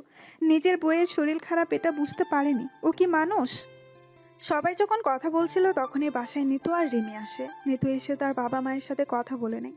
রাহুলকে দেখতে পেয়ে নিতু বলে, ভাইয়া আপনি এখানে? তুই রাহুলকে চিনিস? রাহুল মানে? আরে ইনি আমাদের কলেজের সিনিয়র রাজ ভাইয়া। উনি সেদিন আমায় সাইদের হাত থেকে বাঁচিয়েছিলেন। ভাইয়া না থাকলে সাইদ আমার সাথে সেদিন কি করতো একমাত্র সৃষ্টিকর্তাই জানেন। না রে মা, ওই হচ্ছে আমার হারিয়ে যাওয়া রাহুল। কি ওই সাইদের সাহস হলো কি করে তোর গায়ে হাত দেওয়ার? আমি তো ওই সাইদকে। এই যে এখন শুরু হলো তার নেতাগিরি। ভাইয়া শান্ত হ। সাইদকে আমি মেরেছি, এরপর সাইদ আর কিছু করতে পারবে না। সাইদ এখন কোমায় আছে, এত সহজে আর ফিরবে না। ভাইয়া মানে? তোর কি এখনো বিশ্বাস হচ্ছে না আমি রাহুল? আমার কেমন যেন গুলিয়ে যাচ্ছে সবকিছু। আয় আমার পাশে, না হলে কান টেনে হাতির মতো লম্বা করে দিব। ভাইয়া। নিতু রাহুলকে ভাইয়া বলে জড়িয়ে ধরে। রাহুল নিতুর সাথে কথা বলছিল, তখনই সবার নজরে পড়ে রিমির দিকে। তখন নিপা আপু বলে, নিতু ওকে? রাহুল, আমি বলবো কি? আমি বলছি, আমিও হলাম রিমি। আমার বাড়ি বরিশালে। আমি রবিন আর রাজ একই কলেজে একই ডিপার্টমেন্টে পড়ি। নিপুণ একসাথে পড়ো মানে? কি ব্যাপার দেবরাজ? নিজেকে প্রতিষ্ঠিত করতে গিয়ে ভাবি আর পড়া হয়নি, তাই আমি আর রবিন মিলে আবার পড়া শুরু করি। আর তখনই রিমির সাথে পরিচয়। নিপুণ, এবার তাহলে তোমার সঙ্গী আসতে চলেছে এই বাড়িতে? তোমাদের তাহলে পছন্দ হয়েছে? তাহলে কি রাহুল আমি ঘটকের দায়িত্ব পালন করতে পারি? অনেক হয়েছে, আমাকে কথা বলতে দাও ওর সাথে। এইদিকে আসো মা, তুমি আমার পাশে এসে বসো। মা কি বলছো তোমরা? তোমরা যা ভাবছো সেটা সত্যি না। তাহলে কি সত্যিটা আমি বলবো রাত 12টা? রবিন চল তো, অনেক কাজ আছে এখন। আপুর বিয়ে কি? শাল্লা চল তো। রাহুল রবিনকে নিয়ে বাইরে এসে ইচ্ছে মতো মারতে লাগলো, আর রবিন বাচ্চারা চিৎকার করছে। তখনই হঠাৎ করে রাহুলের ফোন বেজে ওঠে। রাহুল ফোন রিসিভ করতেই শুনতে পেল। কেমন আছো জানেমান? কে বলছেন? এত তাড়াতাড়ি ভুলে গেলে আমায়? তোমার এক্স গার্লফ্রেন্ড। আমার এক্স দিয়া। যাক, মনে আছে আমায় তোমার। মনে থাকবে না? তোরা তোর বাপের থেকে অনেক হিসাব তুলতে হবে যে। দেখা করবে আমার সাথে? তোমায় দেখতে আমার খুব ইচ্ছে করছে। কোথায় দেখা করবি? কালকে জল্লার পার ওয়াকওয়েতে বিকেল 5টা। আচ্ছা। কে কল দিয়েছিল? দিয়া। কোথায় যাবি? কালকে বিকেলে দেখা করতে যাব। আর শোন, রিমিকে আমাদের সাথে নিয়ে যাব কালকে। কেন? গেলেই দেখতে পাবি। খাঁচা ভেঙে পাখি উড়ে গেছে রে। অন্য ডালে শুকনা পেয়ে আবার খাঁচায় ফিরে এলো রে। আহারে আহারে। তুই গান গাইছিস? কালকে তুইও সেখানে একটা জিনিস দেখে গান গাইবি, দেখে নিস। রাহুল আর রবিন কিছু সময় কথা বলে বাসায় চলে আসে। সবাই একসাথে খাওয়া দাওয়া করে যে যার যার রুমে গিয়ে ঘুমিয়ে পড়ে। পরের দিন সকালে সবাই নাস্তা করে নিল। তারপর রাহুল, রবিন, আরিফ আর নিপুণকে নিয়ে রওনা দিল এয়ারপোর্টের উদ্দেশ্যে। রাহুল সমস্ত ফর্মালিটি শেষ করে যখন আসতে যাবে, তখন নিপুণ রাহুলকে বলে, রাহুল ভাই আমার, আমি যদি আর ফিরে না আসি তাহলে আমার মেয়েটাকে দেখে রাখিস। ভাবি তুমি কি বলছো এসব? তোমার কিছু হবে না, তুমি সুস্থ হয়ে যাবে। তোমার মেয়েকে তো তুমি দেখবে। আমি ডাক্তার, আর আমি জানি আমি কোন পর্যায়ে আছি। ভাবি তুমি সুস্থ হয়ে যাবে। তুমি যদি ভেঙে পড়ো তাহলে কি করে হবে বলো? তুমি নিজেকে শক্ত রাখবে। আর নিজের মেয়ের জন্য তোমায় বাঁচতে হবে, তোমার স্বামীর জন্য বাঁচতে হবে, আমাদের এই সংসারের জন্য তোমায় বাঁচতে হবে। ওই হাদারাম দেখে রাখবি, কোনো সমস্যা হলে কল দিবি। আর আমার মা টাকে দেখে রাখবি। মনে হচ্ছে বউ বাচ্চা তোর। আরে ভাই, আমি আছি তো দেখার জন্য। ভাইয়া তোর বাইকে বিয়ে দিয়ে দাও। চুপ শালা, সাবধানে যাবে। এয়ারপোর্ট থেকে রাহুল আর রবিন অফিসে চলে যায়। বিকেলবেলা রাহুল আর রবিন বাসায় এসে খাওয়া দাওয়া শেষ করে কিছু সময় রেস্ট নিয়ে রেডি হয়ে নেয়। রাহুল রবিনকে বলে, রিমিকে নিয়ে আয় তুই, আমি গাড়িতে আছি। আমি নিয়ে আসবো? হ্যাঁ তুই নিয়ে আয়, আমি গেলাম। রাহুল গাড়ির কাছে গিয়ে ফোন বের করে, কাউকে কল দিয়ে কথা বলছে। কিছু সময় পর রবিন আর রিমি বাসা থেকে বের হয়ে আসে। রাহুল কথা বলা শেষ করে ইশারা করে গাড়িতে বসার জন্য।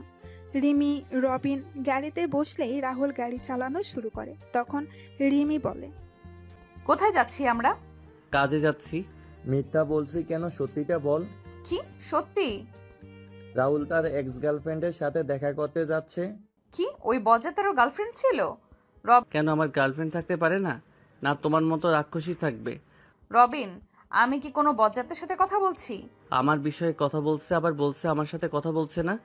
রিমি আর রাহুলের ঝগড়া শুনে রবিন মিটমিট করে হাসছে। তখন রিমি বলে, শালা মন চাচ্ছে তোকে জেলের। ওই শালা হাসছিস কেন? হাসি থামিয়ে গাড়ি থেকে নাম।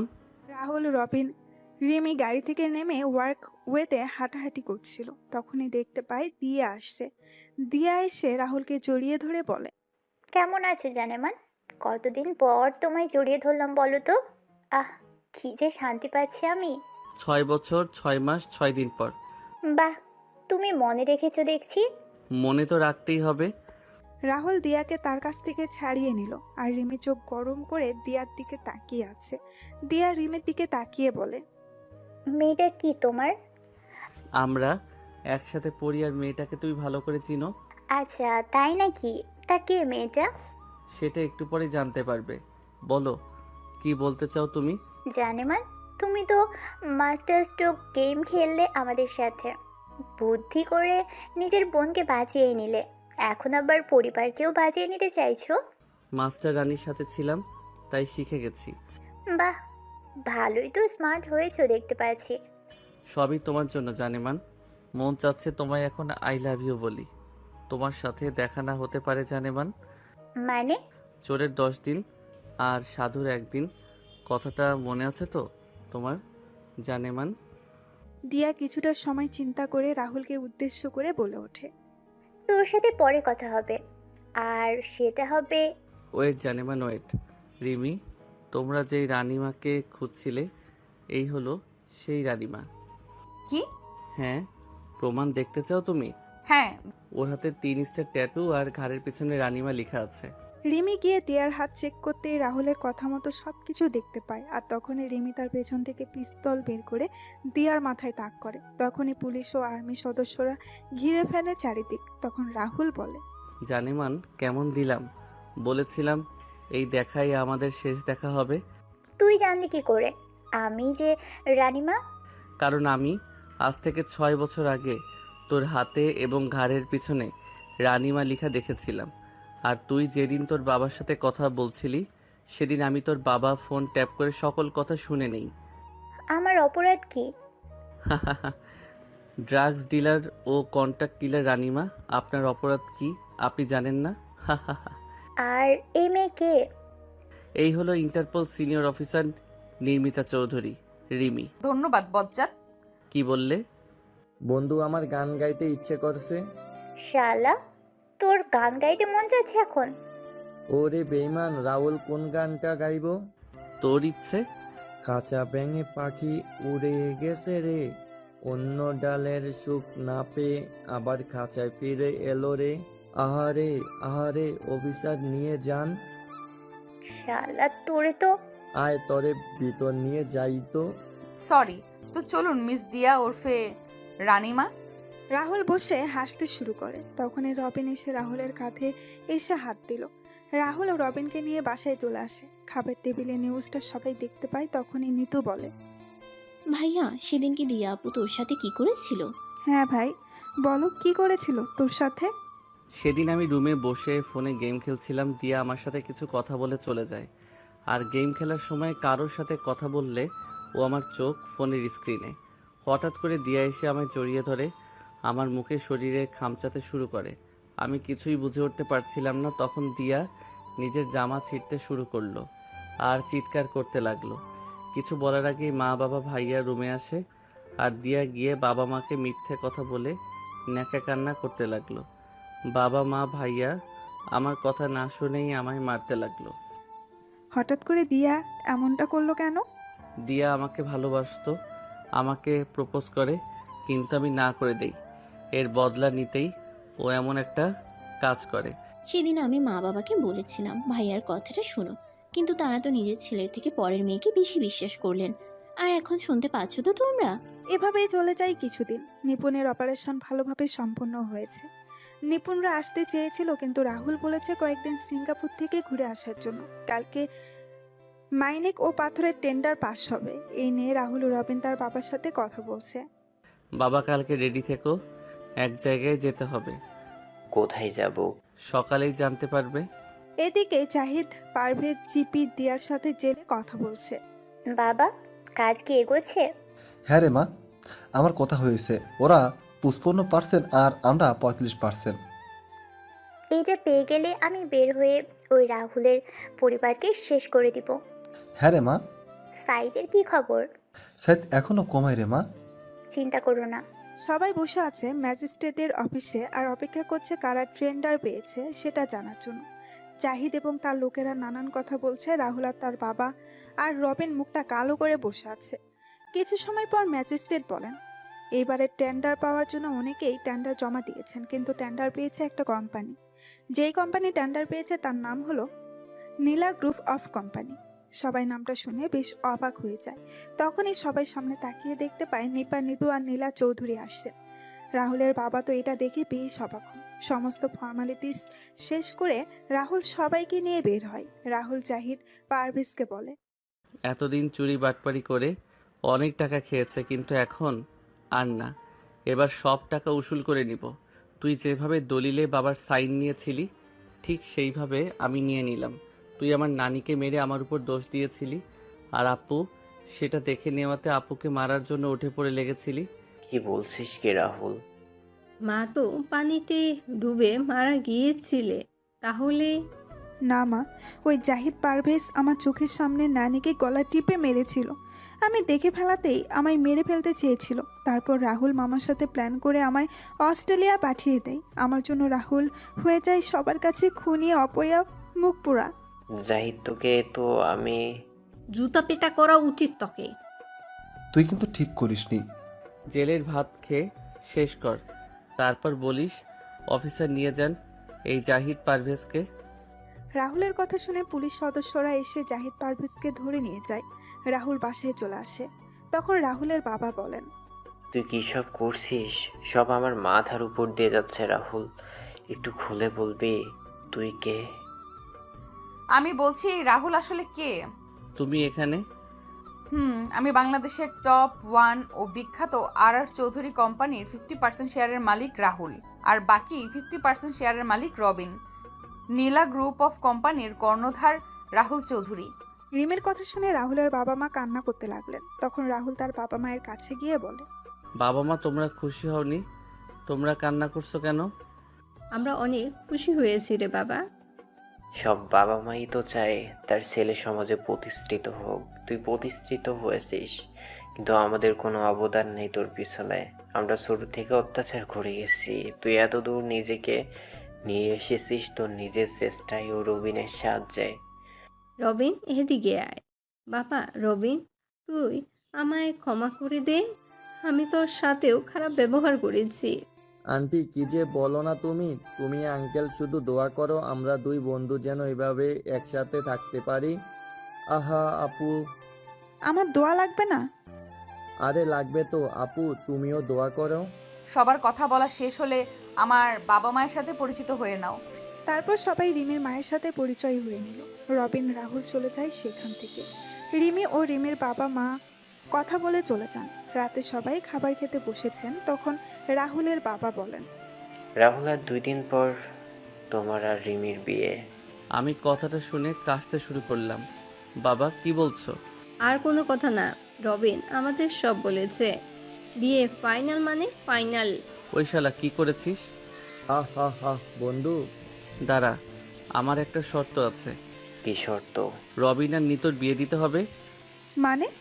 দুইজন দুজনকে ভালোবাসে 4 বছর ধরে। কি রে রবিন, নিতু রাহুল কি সত্যি বলছে? আসলে আপু, বাবা, নীরবতা সম্মতির লক্ষণ।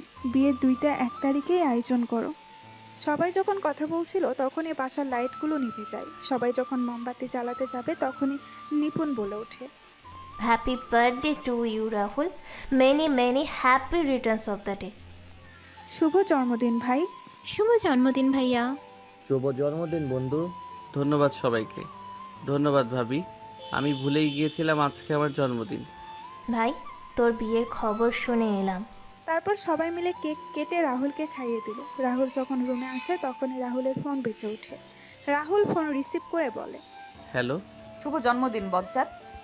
ধন্যবাদ রাক্ষসী। কি করছিস বজ্জাত? বসে আছি। বিয়ের শপিং কবে করব? নিজের টাকা দিয়ে শপিং করো, আমার একটা টাকাও হাতে নেই। শালা,